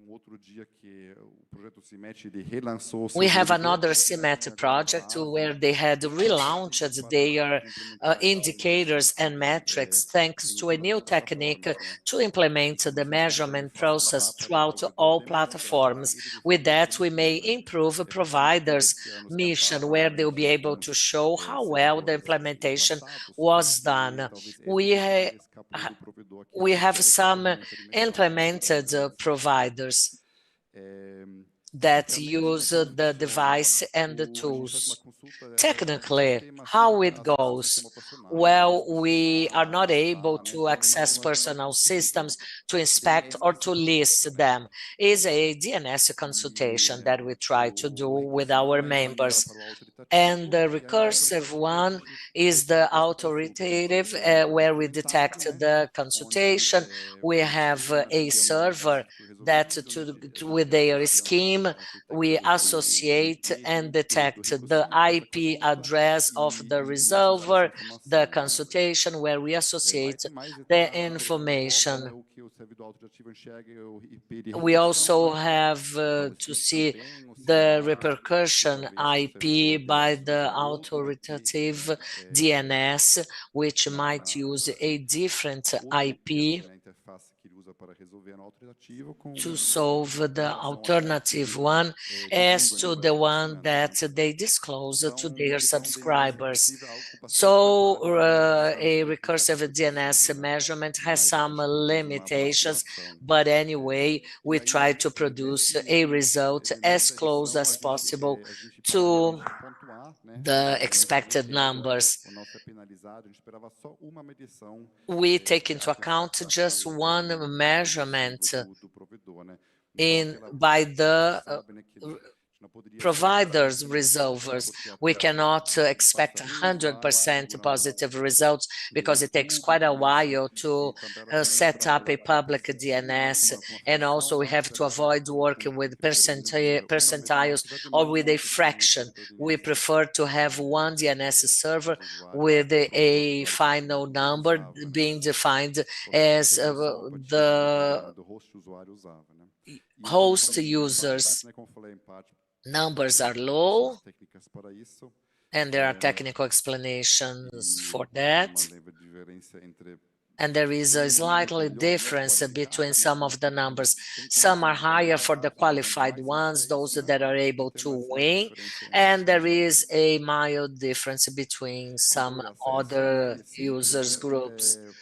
Access control, if we take into account all the considerations which we have learned at a first step, we just want to know if they are able to give a feedback to our autonomous system consultation. If that query is answered, the provider will lose some scores within that category. And we don't see much errors. The base of the percentage are made by servers who have learned that before, so we can partially work with a number of those resolvers participants, and those who had implemented, they have 100% running. And that 100% discrepancy has to be corrected somehow. We have another task, which is to verify the DNSSEC validation server, where we simulate different scenarios, different DNSSEC perspectives with different names, different situations for DNSSEC. And we hope that the server will show that that is being validated and not just delivering a simple response to a name which has or does not have an invalid number.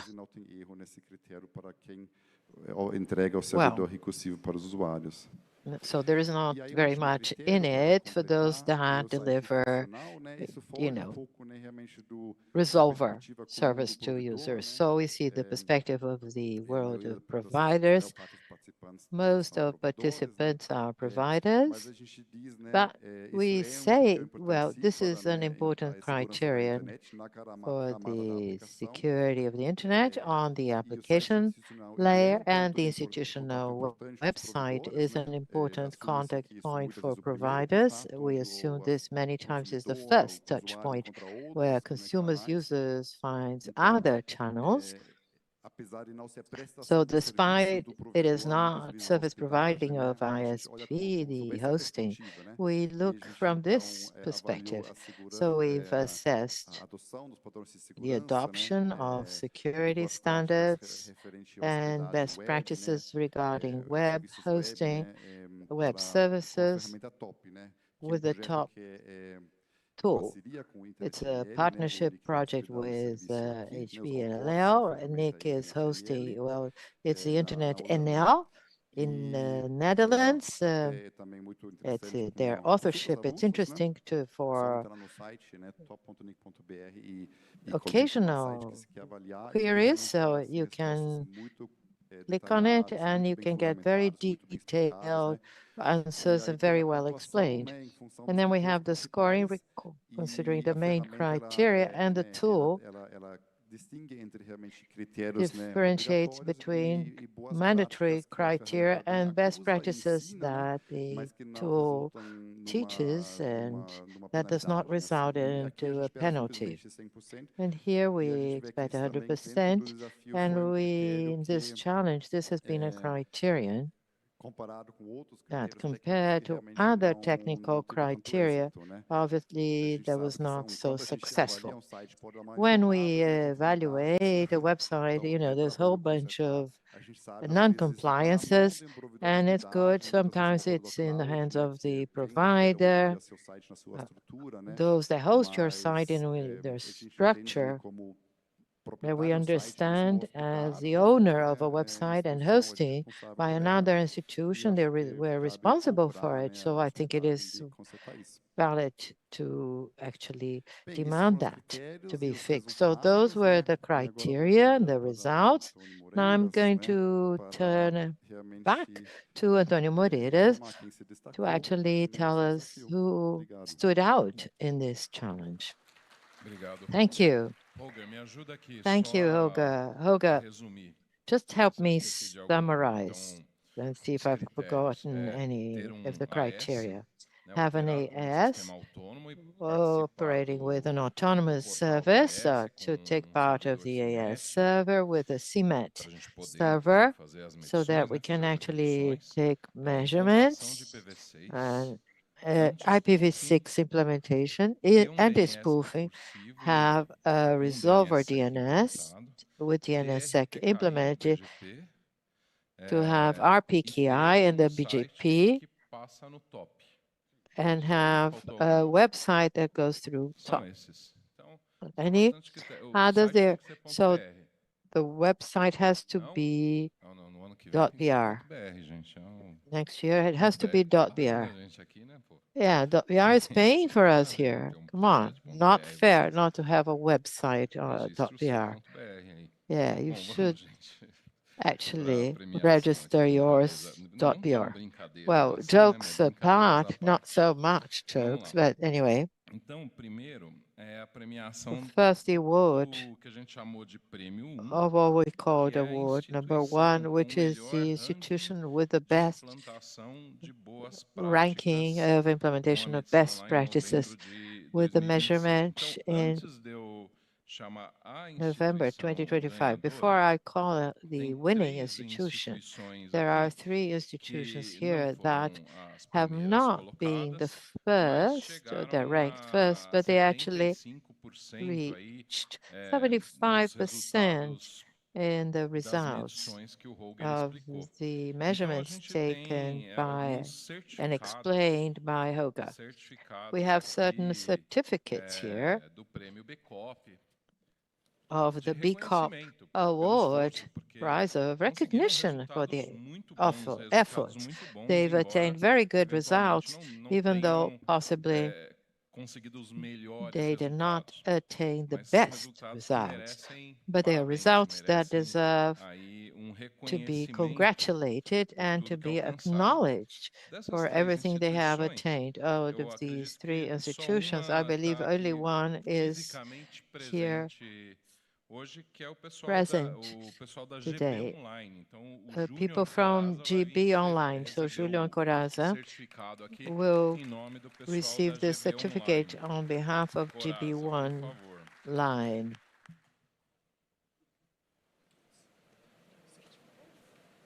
Coraza, please.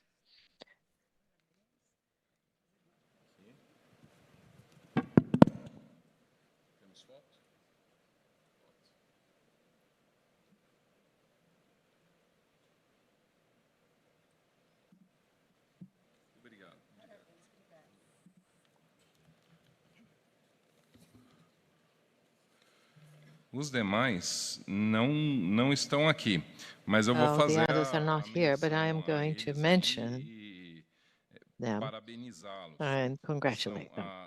They are Soft System Informática, AS 265279, and Sebratel Tecnologia, AS 53167.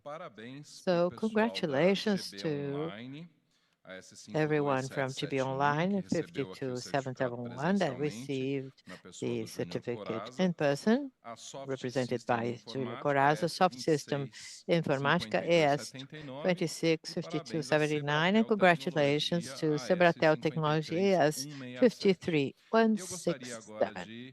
I'd now like to call Thales Giswato from FlashNet Brazil, AS 262535, to receive the trophy, winning trophy of this award, which is the award of best ranking and implementing best practices in the year of 2025.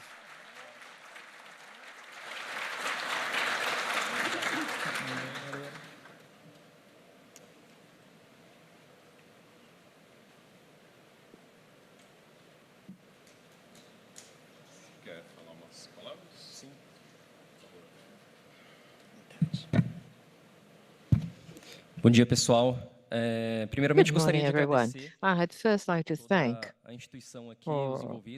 all the institution, everyone involved through this BCOP challenge. It's very important for us to do our homework. We had lots of talks on DDoS attacks, and we know that one of the tools is evaluated anti-spoofing makes a difference. It's not just seeking a mitigation cloud, it's not do our homework. In addition to the thanks to the organization, I'd like to thank all our team that is following us live. It is key to have teamwork, both, external technicians, our N2 team, everyone involved. I think it's a joint project, something that is a culture we're bringing to the company. We've been working with IPv6 for a long time, about 6 years. We have had IPv6 implemented in our network. It's difficult work. We deal with difficulties every day. CPEs, clients. We have issues, cultural issues that are, well, the website cannot access IPv6. What is the easiest path for the operator trying to reach a client? We use IPv6 when it's back to normal. So culture or mindset that we bring into the company so that we can apply that culture. This is a result. We're very, very happy. And this shows our commitment. And I think this is it. I just like to thank, really. Thank you.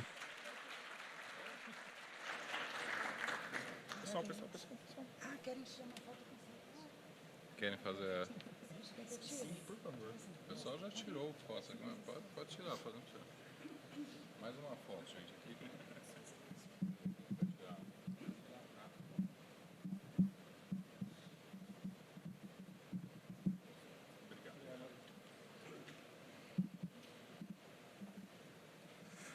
Vamos lá, gente. Agora o ganhador Now, the winner of the second award, which is the institution that most implemented best practices during the period of the challenge. So it's not the one that has gone furthest, but the one that moved forward essentially most during this period. So the winner, so represented here, representing the winner is Elias Nobel of Sunet Telecom, AS 5312. Elias, please. Okay, I'm sorry, Elias. I thought you were going to be here in person. I got mixed up. But congratulations. If you want to say a few words, feel free to do so. Bom dia, pessoal. Good morning, everyone. Antônio. Good morning, Antonio. Inicialmente, I'd like to agradecer ao initially NIC.br thank por fomentar esse tipo NIC.br de for projeto, fostering esse this tipo kind de of project iniciativa, and initiative como that has as its fomentar e goal criar uma to internet foster melhor, and internet mais boost segura para and create toda better a and more população. safer internet Também agradecer a to all the oportunidade de toda a population. Sunet que se Thank empenhou the muito nesses SUNET últimos technical meses team that em has busca da actually conformidade worked entre as boas hard in the past práticas months recomendadas looking pelo compliance BCOP. for the Mas a best gente tratou aqui dentro da practices Sunet isso como uma actually obrigação e não mentioned by como BCOP. We uma saw this as an competição. obligation, not as Entendemos que isso é a obrigatório competition. para We ter understand this is uma mandatory rede mais to segura, have a safer uma rede net mais eficiente. work and Já more atuamos há efficient muito one. tempo com We have IPv6, por exemplo. worked with IPv6 for a long time. We possibly one of the pioneers in our region. We have used IPv6 since 2013, and we're very proud to get this award.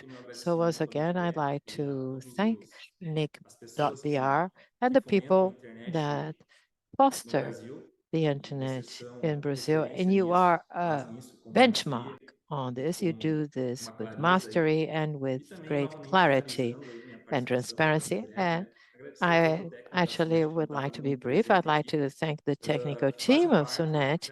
They're not all here, but they're part of this construction. An autonomous system provider needs to have knowledgeable, committed technical team, knowing the best practices to implement them. And those that win most from it are end users. To them, the service is seamless. They don't realize that, but they feel side effects when one of those services does not work properly. That's it. Thank you once again for your recognition. Thank you very much.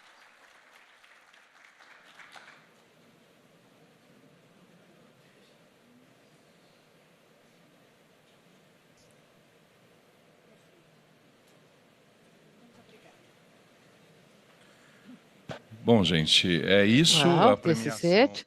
está The encerrada. Se award vocês ceremony quiserem is closed. nos dar If you would like sugestões to give us sobre suggestions outras on boas práticas que other nós deveríamos best incluir practices para a continuidade desse projeto no próximo ano, para a proceed with continuidade this dessa project premiação, and né, to com continue with formas de this ser award coisas mensuráveis na next year, prática, they have to mas be things that estamos are abertos measurable in a practice, ouvir but we're sugestões open to e de listening to nossa parte fica suggestions. And on our para part, todo mundo this is an participar no incentive, próximo ano and we encourage everyone to principalmente, take mais do que part next year, participar da and premiação e mostly dessa more than taking part of competição, que é the só uma award espécie de ceremony and a brincadeira competition para that is just a incentivar, kind of mas é uma play brincadeira or com algo joke muito to sério, que é a encourage people, implantação but das boas with práticas, something que vai very trazer serious, mais qualidade which para is a rede de implementation of vocês best e para a practices internet de that will forma bring geral. quality Vocês to estão your network convidados a and to the internet fazer a overall. So implantação de you're todas encouraged essas to boas práticas, make the operar com um implementation sistema of como all best ter practices, operate IPv6, with entregar autonomous system, IPv6 para os have usuários, IPv6, fazer o deliver anti-spoofing, IPv6 to users, ter do DNS anti-spoof, and recursivo having próprio, porque melhora a muito o DNS desempenho da rede, resolver that is your own, seguir that as boas improves a práticas lot e the recomendações performance do of the network, kindness follow the todas, kindness incluindo a recommendations, implantação de including DNSSEC, the fazer o implementation of NPKI, DNSX, usar do ASPA, enfim, RPKI, fazer com que o site de use vocês passe no ASPA, top, com que o and make your e-mail de vocês website to be passe at no the top, top so com que a that your rede email testada is de vocês approved by top, passe that the test nos and testes do network top. Vocês estão actually is convidados a fazer tudo isso. Eu devolvo approved a palavra agora ao the Eduardo. top test. And now I'll turn back to Eduardo. Bom, pessoal, agora eu gostaria de chamar o nosso now I'd like to call our next panel that will be DNS in action, how providers are implementing best practices. I'd like to invite to the stage Nicolás Antoniel from ICANN, IDL Akpogam from ICANN, Guilherme Eliseu Roden from RNP, Marcelo Gondi from ISP Focus, and Wallace in Portugal from RR64. So please join us on stage so that we can start our panel.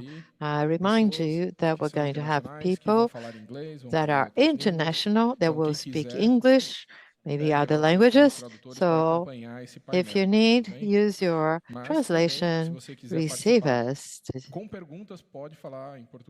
So if you want to take part in with questions, you can speak Portuguese because we have simultaneous interpretation. With that, I'll let Nicolás Antoniello to moderate the panel. He's going to be our moderator. Thank you. Acá meu colega Daniel Fink, como nós falamos, nós uruguaios falamos para ele, disse que queria que eu falasse, tentara falar português, então, para que ele pudesse rir. Well, I am Nicolas from Uruguay. Tentar falar português. I'll try to speak Portuguese. You may laugh at my accent, but not too much. Don't be too nasty with me. O objetivo do painel. Esse painel visa apresentar This panel aims to share real experiences in the implementation of best operational practices of DNS service based on kindness, where we highlight complementary activities of large-scale providers of academic networks, research networks, as well as service providers, which support small and middle-sized providers. We have to highlight operational challenges, scalability, in the practical adoption of the security and stability standards of DNS. Our panelists, Guilherme Rodan from RNP, Marcelo Godin, representing ISP Focus, Wallison Portugal from RR64, and Adilan Ablogan, my boss, from ICANN. Guilherme, would you be kind enough to give us an overview about the academic networks?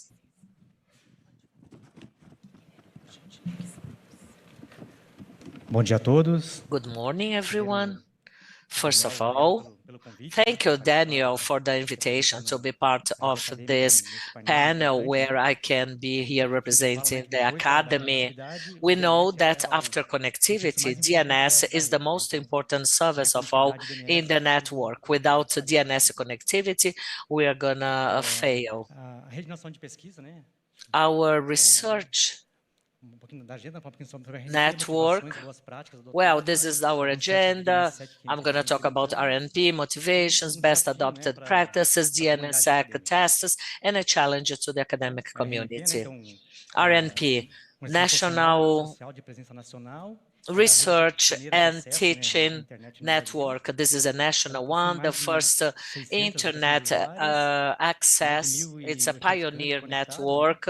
It has over 1,800 connected camp, and that is not just an internet access network, but rather it offers a number of services to its community. Ultimately, it wants to connect researchers, people from the academy. The dual DNS is a service created back in the year 2000. The DNS did not have a recursive system, so they decided to set a new resolver base, where IT teams at the universities, they are quite small.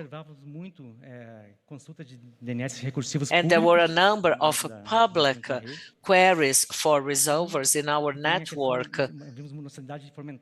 And also we see a need to foster best practices in the use of DNS to reach those technical teams, over 600 users and 18 campus connected. The idea is to focus on the best users' experience in the academy and their users.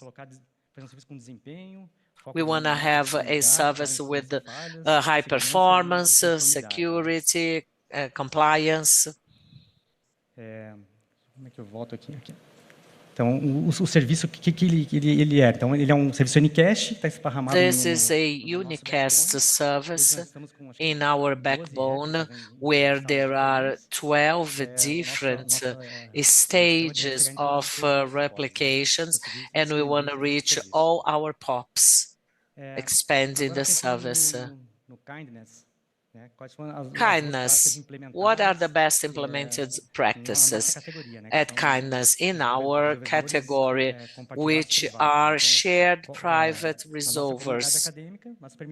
In our academic community, we allow that our users use a service for their own use, cannot be used externally, the network.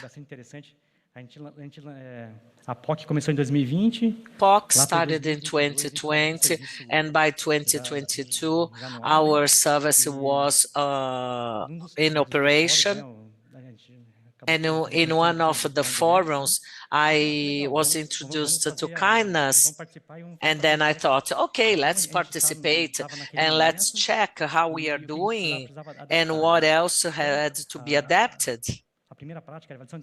The first practices was DNSSEC.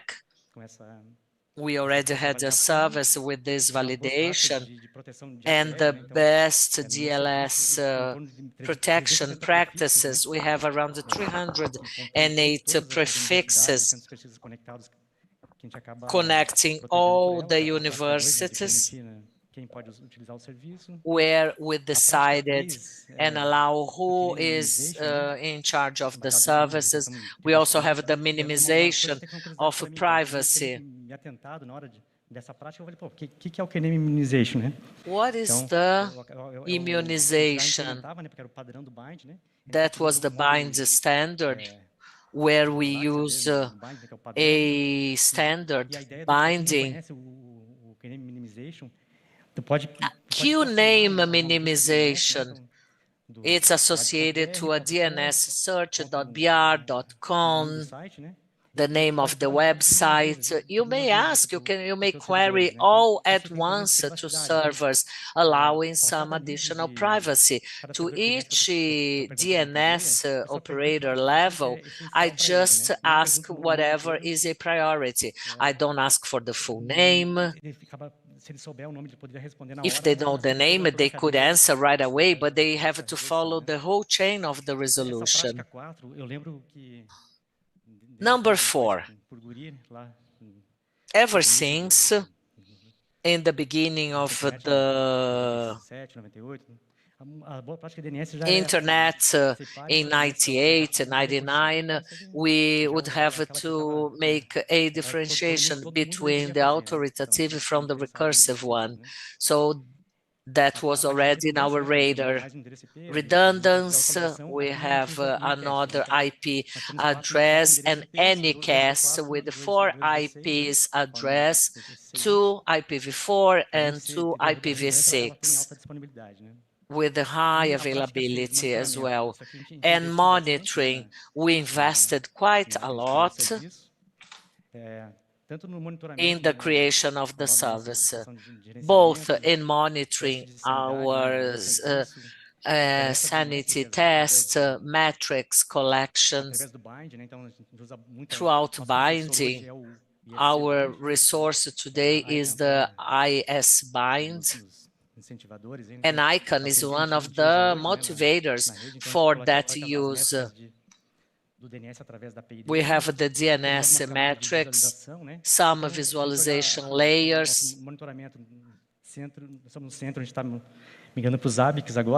We are migrating to Zabbix right now. Scripts, validations, notifications. If we find any issues, we notify that at Telegram channels.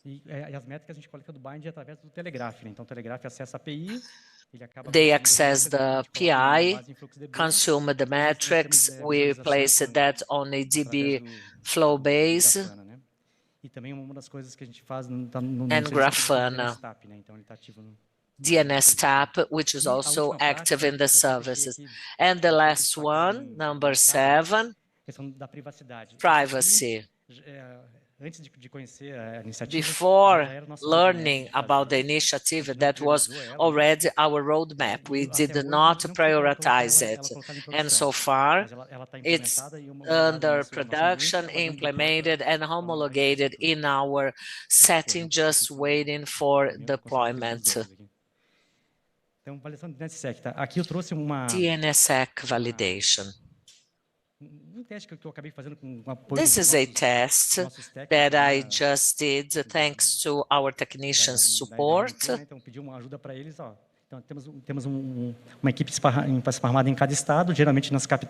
We usually have a team at each capital, and a DNSSEC validation test was done to understand the level of adoption in the network. Só que vai ter resultados muito interessantes, tá? Então, 13 POPs helped us in the test, where around half of our states participate, including mobile and household carriers. We used a test from a German university. Esse teste tem essa carinha, né? Carinha bonita, né? Então, no avatar, né? A pessoa acessa, clica no Start Test. You assess, you click on the Resolver Test. Daí, e eu pedi para eles ficarem fazendo dois testes, tá? O primeiro teste, como Two tests were done. First with a turn on the Wi-Fi, and second with the Wi-Fi off, just with their mobile carrier. Let me remind you that NIC has a much more advanced tester, but I rather used that one for impact purpose. In case of success, we are going to be so happy. And in case of error, you are going to see this guy quite desperate, very upset.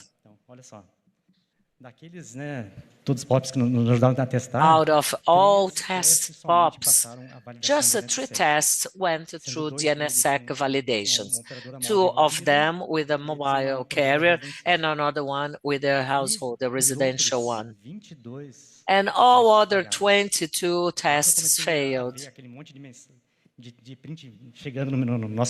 You know, I got so many prints in my WhatsApp telling me that there were a number of validation errors. In some states, more than one mobile carrier was tested, and I followed that very closely. In Santa Catarina, all mobile carriers, they did not pass in the validation test. Here, I printed 2 states in yellow, as you can see, Mato Grosso and Rio de Janeiro. At least one of the mobile providers, they had that solved. I did not validate if that resolution was to a mobile DNS or not, but all of them were being reproved, were failing, and just one was approved. Passed. In Rio de Janeiro, there was a mobile, and in Mato Grosso, another one. E eu fiz outro teste aqui, né? Teste aqui no auditório, no auditório a gente vê que o DNS entregue via DHCP pelo NIC. And I did another test, and I can precise that NIC is also validating it. And the hotel network DNS, the hotel where I am staying, and they also passed. I mean, carriers are not passing, and the hotel network is validating the DNS. Resolveu, eu falei, pô, mas não pode, né? Esse cara aqui não vai estar validando, né? Eu fiz uma investigação. I investigated to understand why there was no validation, and they were forwarding that to a Google DNS. Google was solving the user's problem. Vamos correr aqui. Aqui temos uma amostra, tá, dos domínios. This is a sample of the DNSSEC domains, which are subscribed at .br. Around 5,000 domains, no, 5 million domains, 5,005,000 registered, with around 1 million DNSSEC registrations. That amounts 30% of the subscribed areas, which is still a quite low percentage. But let me focus on our sector, which is the education sector. Domains, academic domains. Universities are directly in the .br, and this number is so tiny, around 5,000 organizations that could be signing that. And see the number of subscriptions that we have here. I couldn't thank Patar enough for helping me with the last-minute data. 18% of our universities, they are signing their DNS zone, the oldest ones, but the newest ones, just 4.3%, and G12, which amounts schools, that is greater than the technical team. Daí, o que esses dados trazem para a gente, né? Então, what's that? Como nós, como rede acadêmica, as an academic network, and with the kindness support, para a gente fazer essa divulgação nas universidades, né? Então a ideia é levar boas práticas, né, to disclose that at universities, where we may take best practices to our federal institutions, research centers, here general best DNS practices, então o kindness, manners, né? Kindness, manners, mais para borda esse tipo de essas boas práticas, né? Usar where we use motivational events. We have a number of workshops such as the WTRs, network schools.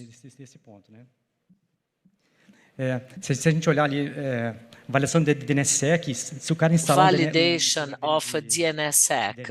If anyone installs a server today, that may be activated by default. But usually, they have the server installed for so long that might be abandoned without any maintenance. So we have to be careful about that. And the main DNSSEC, eu acho que é a próxima virada, né? Is the turning point. We have to foster the signature of those authoritative resolution and submit the DNSSEC. That's it from my side. Thank you. Principalmente ao nosso time lá da equipe do DNS que Thank you to the DNS team for their service of excellence. Thank you. Muito obrigado, Guilherme. Thank you, Guilherme.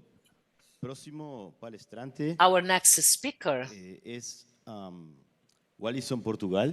is Wallison Portugal from RRR64, who will share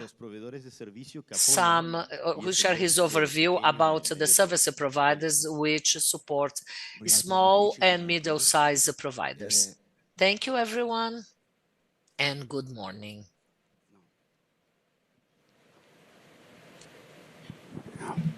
Desculpa. Então, vamos preparado para painel para discutirmos ideias e discutir o dia a dia do provedor. I would love to discuss some ideas and end users' daily activities, those that work with DNS. Nós da RR64 temos serviço chamado We have a service, DNS ISA services. Excellent services. In this work, we implemented all best practices of DNS in accordance to some ICANN's recommendations. We have been working on that for a while, and we managed to get some specifications of DNS. Thank you. Thank you for your comment. Marcelo now will share his overview about large-scale providers this time.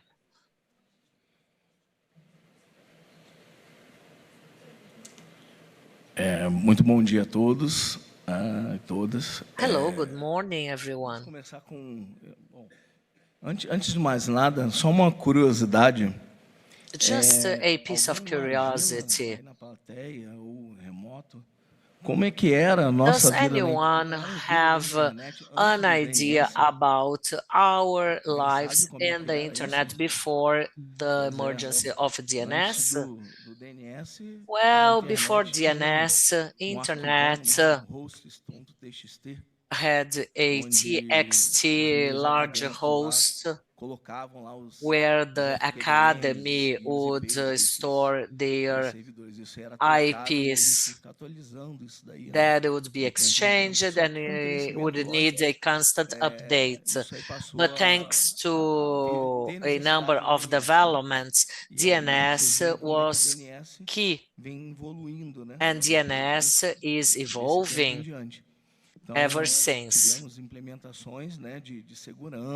where we implemented security, extensions, a number of technological improvements where DNS could be the base for many other services. I am representing ISP Focus.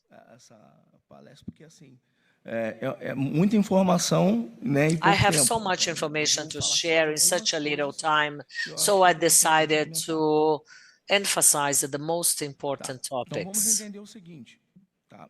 Existem duas tecnologias. There are two technologies today. Sem elas, without them, the internet would not work. And which technologies are they? The old and good BGP, which is the framework of the ASN's connections, and the DNS, because we do not memorize numbers. We usually call people by their names and not by their identity numbers, and DNS does that. So these are two technologies that in case you have any problems, your internet will no longer be operating. Foram criadas duas iniciativas. And two initiatives, two global initiatives were created. First, Manners, which helps us to protect our BGP protocol, our routing system, which is so important and many people do it. And our dear friend Kindness, which might be, it's maybe the youngest Manners brother, and which aims to protect another technology which is widely used in the internet nowadays, which is DNS. Bom, então vamos lá. Aqui eu vou falar um pouco mais da seguinte categoria, porque como já foi falado, né? O kindness vocês têm várias categorias. There are several categories and classifications of kindness. And to us, the most used one is the shared private resolvers. Most ASPs, they build up their local resolver, and they use the shared private resolver to deliver the DNS to their subscribers. Then we have the authoritatives, TLDs, critical zones, and SLD zones. Já foi comentado aqui as práticas. Tá? Tem aqui no slide, as 7 práticas. We have a total of 7 applications which have already been addressed here by the previous speaker. And you may choose the 7 recommendation, which is supposed to be one of the best, and it includes privacy. Esse daí, gente, quem quiser, link, tá? This is a QR code link with an article which I posted in the Peering Forum, and if you scan it, you'll be able to see how to build up a recursive and cast DNS. And throughout the event, several people talked to me about my article, which makes me so happy, and it's good to see that it has helped other participants to become a part of kindness. If you didn't have a chance yet to read it, use this link to reach the PDF file. Às vezes pouco se vê, né? Que é o seguinte, são consultas. Here we have a number of type N DNS queries, and such a query may lead to an amplification attack. We do know that an amplification attack is based on a query and answer which is longer than the question. So the N type today, you may block it in your resolver. And Google, for example, does not block type N. If you ask a question like that, you query, you ask for type N, and that is the answer you get back. And the number of amplification is huge, as we have a high number of information according to the answer to the query. And we block type N. If you test the same thing in the Cloudflare, it will give an answer back as not imp. Cloudflare has implemented that. Can be easily done in the resolver DNSs. Monitoring, that is also very important. Your DNS monitoring will help you not to be caught by surprise and cause some sort of impact to your clients.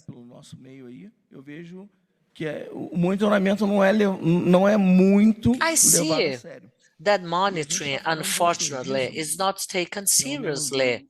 And here we are talking about a services. If you stop it, your subscriber will stop simultaneously. That is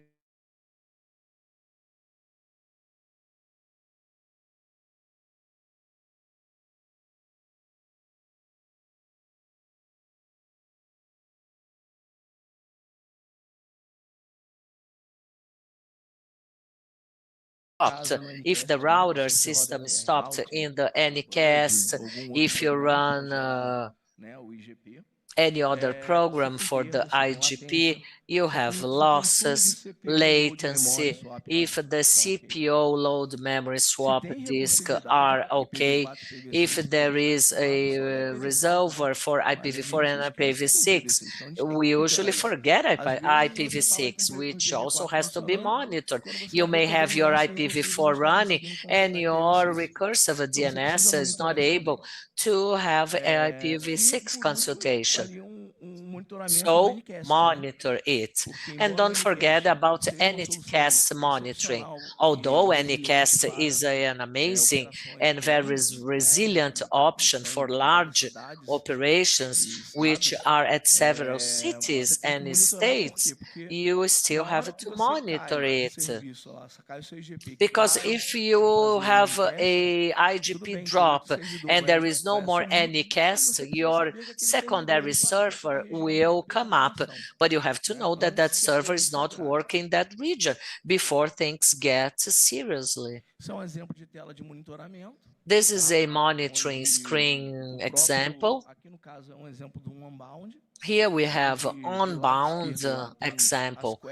On the left, you may see different types of queries that the on-bound will send, and interface monitoring, CPUs, things that we have to do anyhow.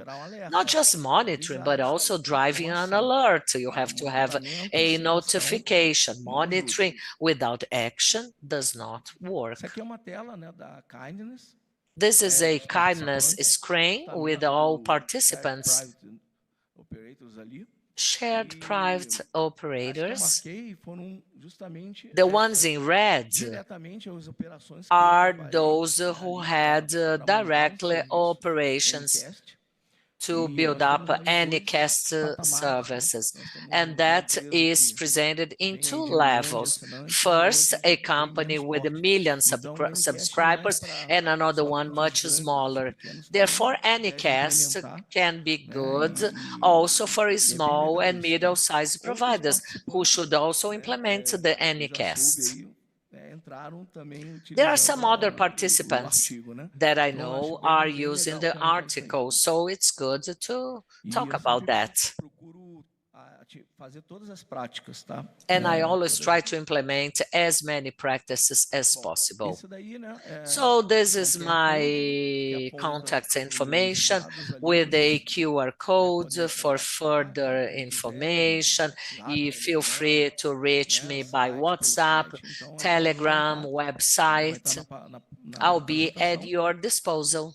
And last but not least, I would like to pay an honor and to thank those 3 people who are very important to our community. Thank you for your time and attention. Muito obrigado, Marcelo. Thank you, Marcelo. I have a question to Alison. Sobre su experiencia about your experience in defining security DNS standards with small and middle-sized providers. Good question. We work with a number of ASNs all over the country. Therefore, it was quite a challenge to be able to understand how security may be granted naturally without stopping our clients' services and operations. And for that, we set a number of phases to reach that end result. First, we switch the authoritative from the reverse, the recursive one. Before, everything was together, but we split one from another, including the management. Management is totally apart from these other elements. And we applied the best recommended practices by the DNS, DNSSEC, as we know pretty well, DNSSECs, ACLs, and last, automation. We have a technical team which has embraced that problem, which is quite painful. And how may we activate that automatically to everyone and to follow and to understand if everyone is in accordance to the security matters. And for that, I would like to thank my security team, who was responsible for the DNS governance the DNSs which are being followed and which are activated, and also our NOC team with automation, the DNS activation.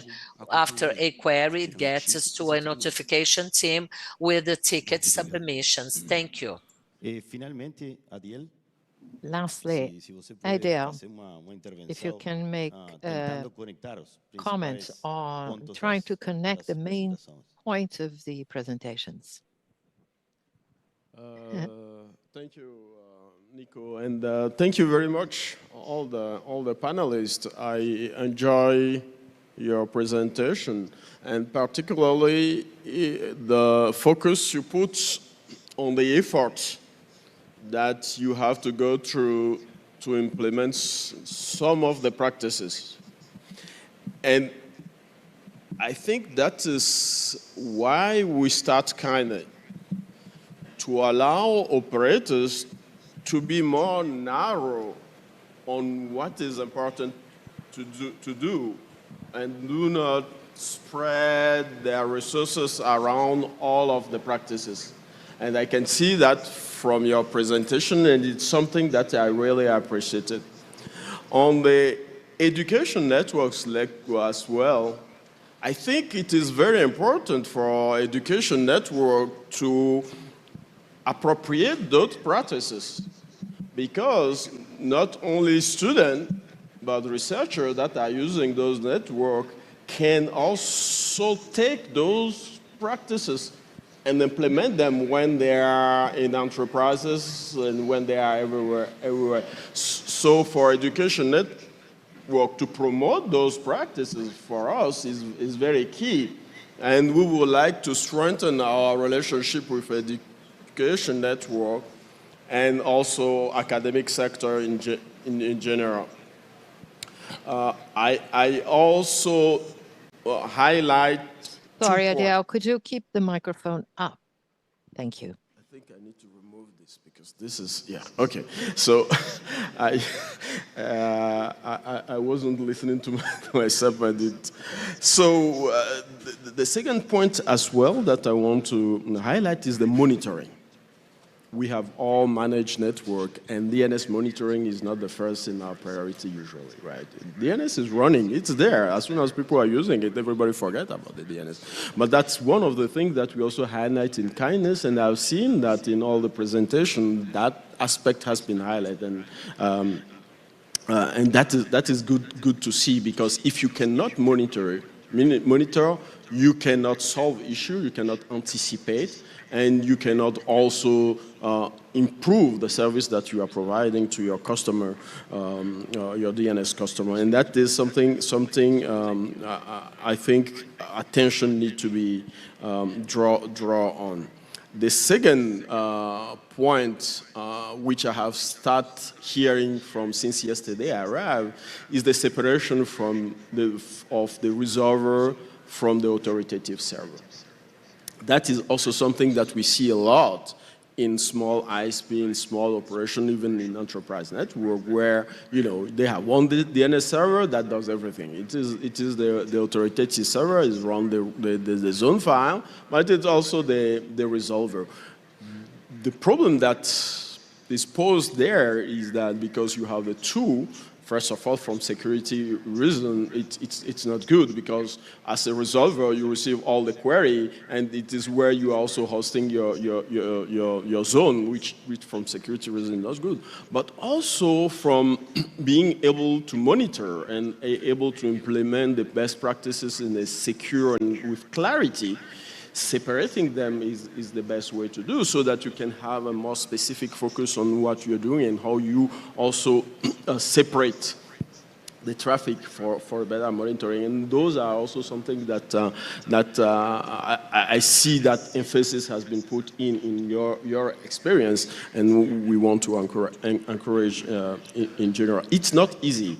It's not rocket science, but it's not easy either. It needs a voluntary or a deliberate approach to wanted to implement those practices to provide better service to your customer, but also to have peace of mind. Because when they are implemented properly and they are properly monitored, you have clarity in the way you run the DNS. And I think working together, another very interesting thing from Antonio is the article he wrote. I think we also want to work together. We want to keep this as a community effort and share our best practices among ourselves and being able to use each other experiences in the implementation of best practices. Kindness is one of them, but there are other best practices as well out there that you can implement when you finish the basic one. If you want to go further, you can also look at those practices and implement. So I think there is a lot we can continue doing, and also building tools. One of the missing piece right now, and we are also working on from kindness perspective, is to be able to build tools that can help operators to more easily collect and monitor how the best practices are implemented. From resolver side, it's very hard to monitor from outside because most of the resolver are operated from inside, right? So you cannot measure everything from outside when you are looking at the resolver. So we want to provide operators tools that can help them automate those measurements and being able to provide, a report for themselves to improve and also to show online. So for me, there are good connections there, and I'm also very, very happy to see that we are building a small community around this thing, which can be useful. Muito obrigado, Adiel. Eu acho que temos uns minutos. Thank you very much, Ariel. I think we have a few minutes if you would like to ask questions of the speakers.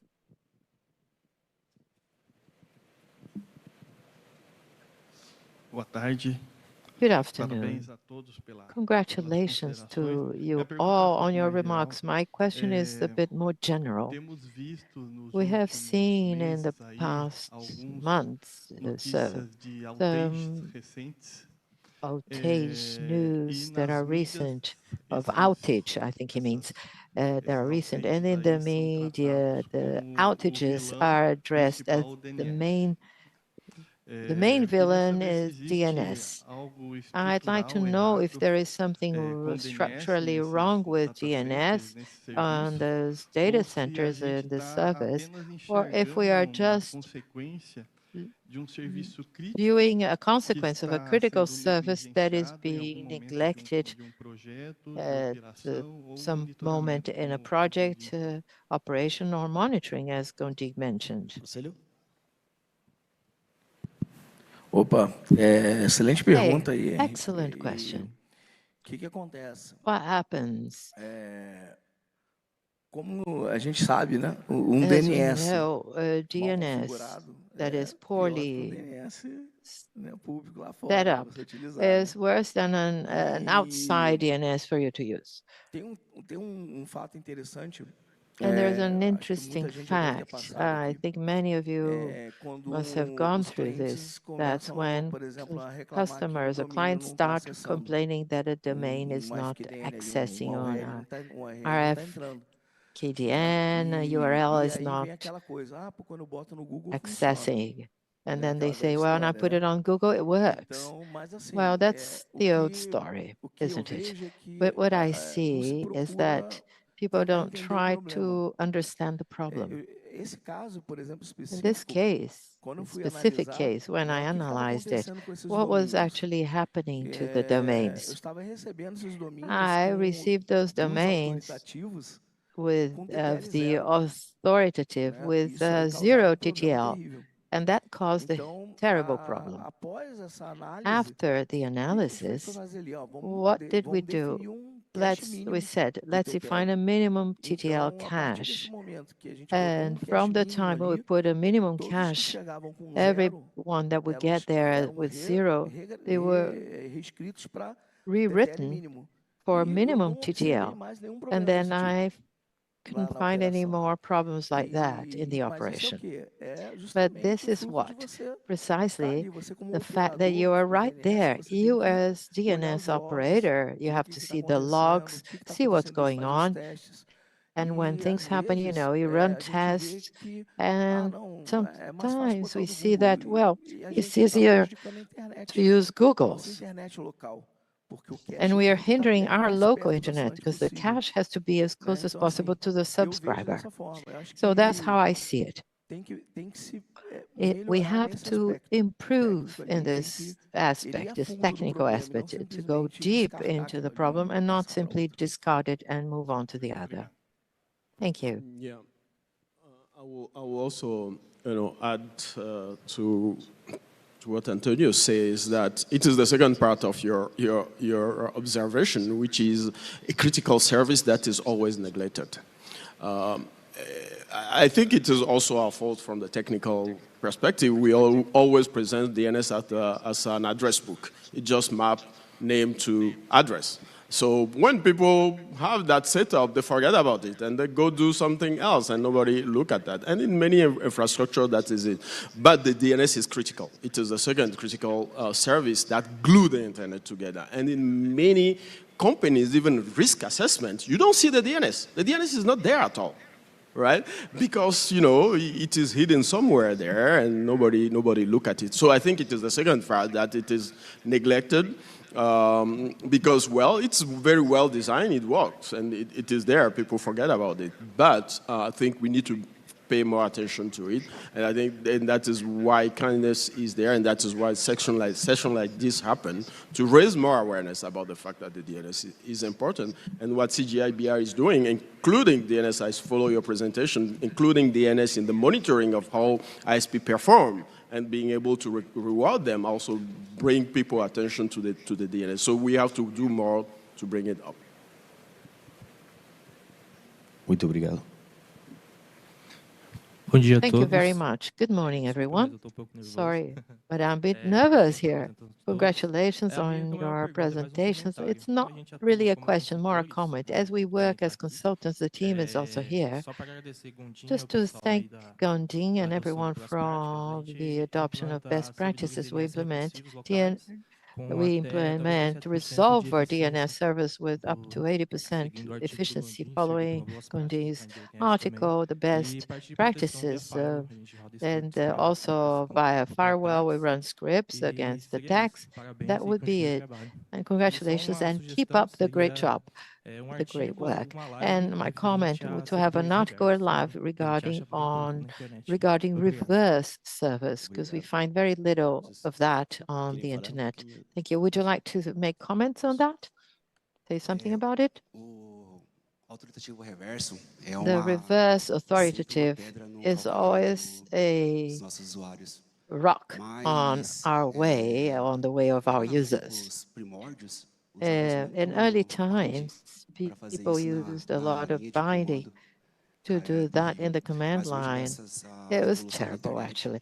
Thanks to the development of the internet, our management, we have some tools that make our day-to-day easier, that are very prepared to implement reverse with DNSSEC already enabled, is our tool US64.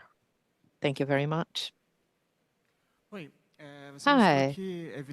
You've shown evidence that there are a lot of DNSSECs that are being installed in Brazil. There is a great fraction or part there of non-adoption. Why do you think so? Well, I looked at two analyses. One of them is the implementation of DNSSEC of the top-level domains. In our DNS, 30% only of those domains are signed have enabled DNSSEC in their domains. In the academic sector, it's well below, it should be above, because the internet started there, universities, research centers, all this part. But we have this problem of you're creating a zone, assigning it, and validate that that has been signed. It's difficult to be valid and being done. In this test that we just conducted, almost no mobile operator delivering DNS service via DHCP for a user to use to make the validation of DNSSEC. It is more in this sense of our observing that the operators end up not doing it. We observe that universities, many of them do not make the validation of DNSSEC for various reasons, something that we have to find out why they don't do that. Some server that somebody installed a long time ago that did not have DNSSEC at the time, and the validation is not enabled, or the guy enabled and there was a problem, they sort of, moved back to what it was before. So it is a simple question to ask. Why are they not doing it? What is the reason? So if we look at the best practices, DNSSEC is, if I'm not mistaken, one of the first of best practices. This is what we have to focus now to try to change the scene. It's a cool point about DNSSEC that I think it's worth mentioning here on the validation part. We have to take care of NTP. If the clock of your server is not in sync, your signature may fail. And then in this wave of today that everybody uses CDN, it's a name. The domain name goes to a CDN, and then this may end up making it difficult, the cache parts and the small ones. As Marcelo mentioned, we received that kind of issue, and that needs the end user to get your DNS and point to a public one. Thank you very much. May I briefly comment on it? Another difficulty that I see of the implementation of DNSSEC, because it's not so trivial. Yeah, it's configuration. You need to have knowledge to implement it. But to that, I would like to actually say we had the last week of capacity building, number 10. I took part of it, and I showed actually how you configure authoritative DNS primary, secondary with the application of DNSSEC. And I even put a script to make things easier, because it is the renewal of that has to do from time to time. Otherwise, it can break.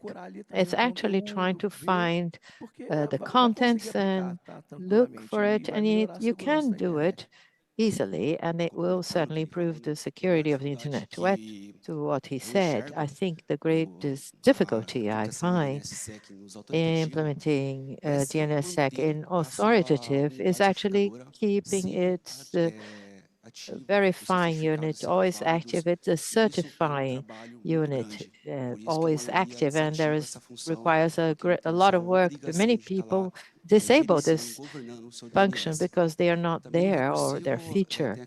And for the resolver, it's more technical. You have to validate all the certificates of the authoritative. Thank you. Yeah, I think I agree with everything that was said before. Reverse zone are assigned as authoritative as any authoritative. And I was talking before about separating, authoritative server from resolver. That makes you also focus on two different ways of talking about the DNSSEC. The validation part is one kind of the low-hanging fruit. Yeah, you can do it. Then the signing of the zone needs a little bit more attention to do that. It's not easy, but there are more and more tools that exist that can help people do it. Either you are running a resolver, or you are managing your own domain name, zone, right? The two can be and should be signed, and they are part of the kindness practice. The other thing I want to add about signing, I don't know. Ok, obrigado. Antes de Thank finalizar, you. temos Before we conclude, I think we have two more questions. I'd just like to make a brief comment, Taziuta from USB. I'd like to make a comment on the points that have been mentioned. First of all, congratulate Gondin. His tutorial is very used. We manage over 60, 70 servers, and we always use as a reference his tutorial to convince clients to implement NCAS, to invest a bit more on the DNS service. I'd like to stress also that authoritative, as it being well put, is a problem for those that manage a lot of DNSs at IU. We decided to delegate this problem for those that do that very well. Our DNS. So DNS or resolver, DNS, we can put the cloud or Hurricane. They provide the service for free. Obviously not for many zones. If you have, 20 bar 20 for small providers, you can do that freely on the cloud and then do that very well. At IU, decided to create our own cluster, centralize all our clients in the cluster, and it's been working quite well for some time. For Resolver, we implement NCAS. We use Docker or Bound, IFRR, and many of that is based on old tutorials. I can mention the RNB when they implemented this project, GTR. 2 years ago, Gondin, he's mentioned based on the tutorial he's written. There was a talk previously, the IU talk, I think last year, 88,000 reasons, 88,000 reasons. What? And I think there was another talk on IU talking about performance, implementation by Docker. So we have DNS materials abundant. So it's not hard to find materials. It's very accessible, easy to find. There are good tutorials. So I urge everyone that is watching remotely, those that are here, they already, they know about it. They hear the same things every year. So those remotely, pay attention, monitor your DNS. If it is performing in many cases, as it's been mentioned, 99% of queries are made locally. They don't need to leave the internet. In many situations, for example, DDoS, the provider, they say, let's not use it. Let's use on Google. You have a local server, make it to use, to operate on IPv6 temporarily. So most will be on IPv6. You don't have to change your users because it's a lot of work to undo that. And everything will be under your control and monitoring. So it's easier to manage that.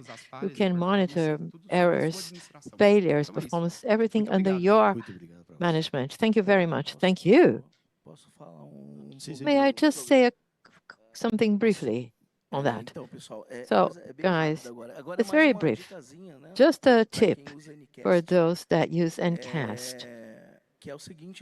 That's the following, just a security tip. What do I usually practice? When you deliver NCAST, we can use private IPs. IPv4 and 6 and CAST, you deliver those IPVs to your subscribers. What are you going to have? One is, let's say, an obscurity that is not relevant. If at any time you or on your DNS need to change your IP, you can change your IP without having to change anything on the side of subscriber. This makes it much easier when there is an issue or a problem. That's a tip that I leave with you for those of you that use NCAS to look at the private IP delivering to clients, and then you have this ease of use. Thank you very much. Good afternoon, Guilherme from NIC.br. You use DNSSEC as compliance metrics. I like to separate the part of signature of authoritative zone. I focus on resolver or recursive. The resolver validation of DNSSEC in servers that are locally hosted. People said that they justified the non-validation. Well, with this idea that somebody made a server in 1930 and forgot about that. And then I bring a provocation, a question.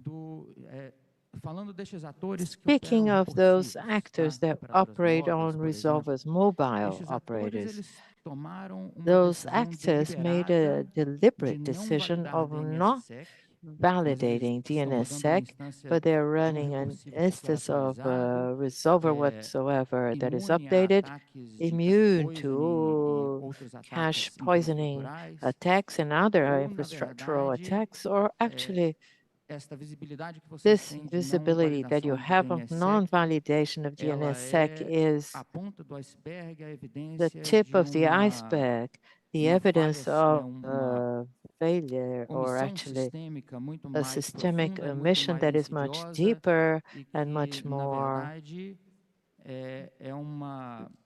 negative. That is actually an evidence that is we are, as a system, open to a much greater risk that is being ignored. Thank you. Sim, tem esse perigo, sim. Estamos expostos a. Yes, we have this danger. We are exposed to enthusiasts implementing DNS and forgetting about it and leaving it with no security, because on the day-to-day, I'm going to talk about small ISPs that are of great concern. On the day-to-day, the concern of the providers to sell, to bring funds into their operations, to bring the conditions so that they can start new clients. And the technical part many times is left to the side, and they do the basic. They activate the DNS, make it operational. They are not concerned about its governance, DNSSEC, and do the best practices that we have listed to help us. We have this concern that people enable and leave it work just to sort of, complete their demands. Adele? And there is also a myth out there that many people don't do it because at the beginning there were some issue with validation that break the thing, but the protocol has evolved. And people forget that it evolved, so they haven't to implement or to upgrade their system with the new thing. So that is also part of the awareness program. I remember what I wanted to say before, so I will say it before we close. I wanted to say that as we have been receiving a lot of resolver compliance with kindness, I want also for ISPs, including mobile operators, anyone that has a domain name, to look at the signing part. And we have issued a few years ago a very good documentation about what are the different steps that you take before going into signing. It is also important. It's part of facilitating the kindness because it gives you what you need to have in place because before thinking of signing your zone, if you are running an authoritative server. Documentation, for instance, is key. If you don't understand how your DNS authoritative server is set up, what the infrastructure look like, you don't document it very well, you don't have a good monitoring, don't go signing. Because signing add another complexity to it. So if you don't have clarity, you cannot sign and maintain it better. So it needs attention, and we want to encourage operators to also do that. You run authoritative for reverse zone, you run authoritative for your own domain name, you can sign your zone, and you can be also compliant on the DNS sign and kindness from the authoritative server perspective. Ok, muito obrigado, palestrantes, e muito obrigado, pessoal. Uma salva de palmas, pessoal. Thank you to all speakers, and thank you all for listening. Tem como fazer só umas duas perguntinhas? Não. Senão você vai acabar com o almoço de todo mundo. Guarda para fazer no painel à tarde. No questions. Yeah. Otherwise, you're cutting everybody's lunch. No, we're going to have our pause for lunch. We'll be back at 2 p.m. punctually. Despite the delay, we have to be back at 2. For those of you watching us online, we're going to have a new broadcast link. This one will be ended, and you can get a new link on NIC.br videos. Thank you very much. Enjoy your lunch.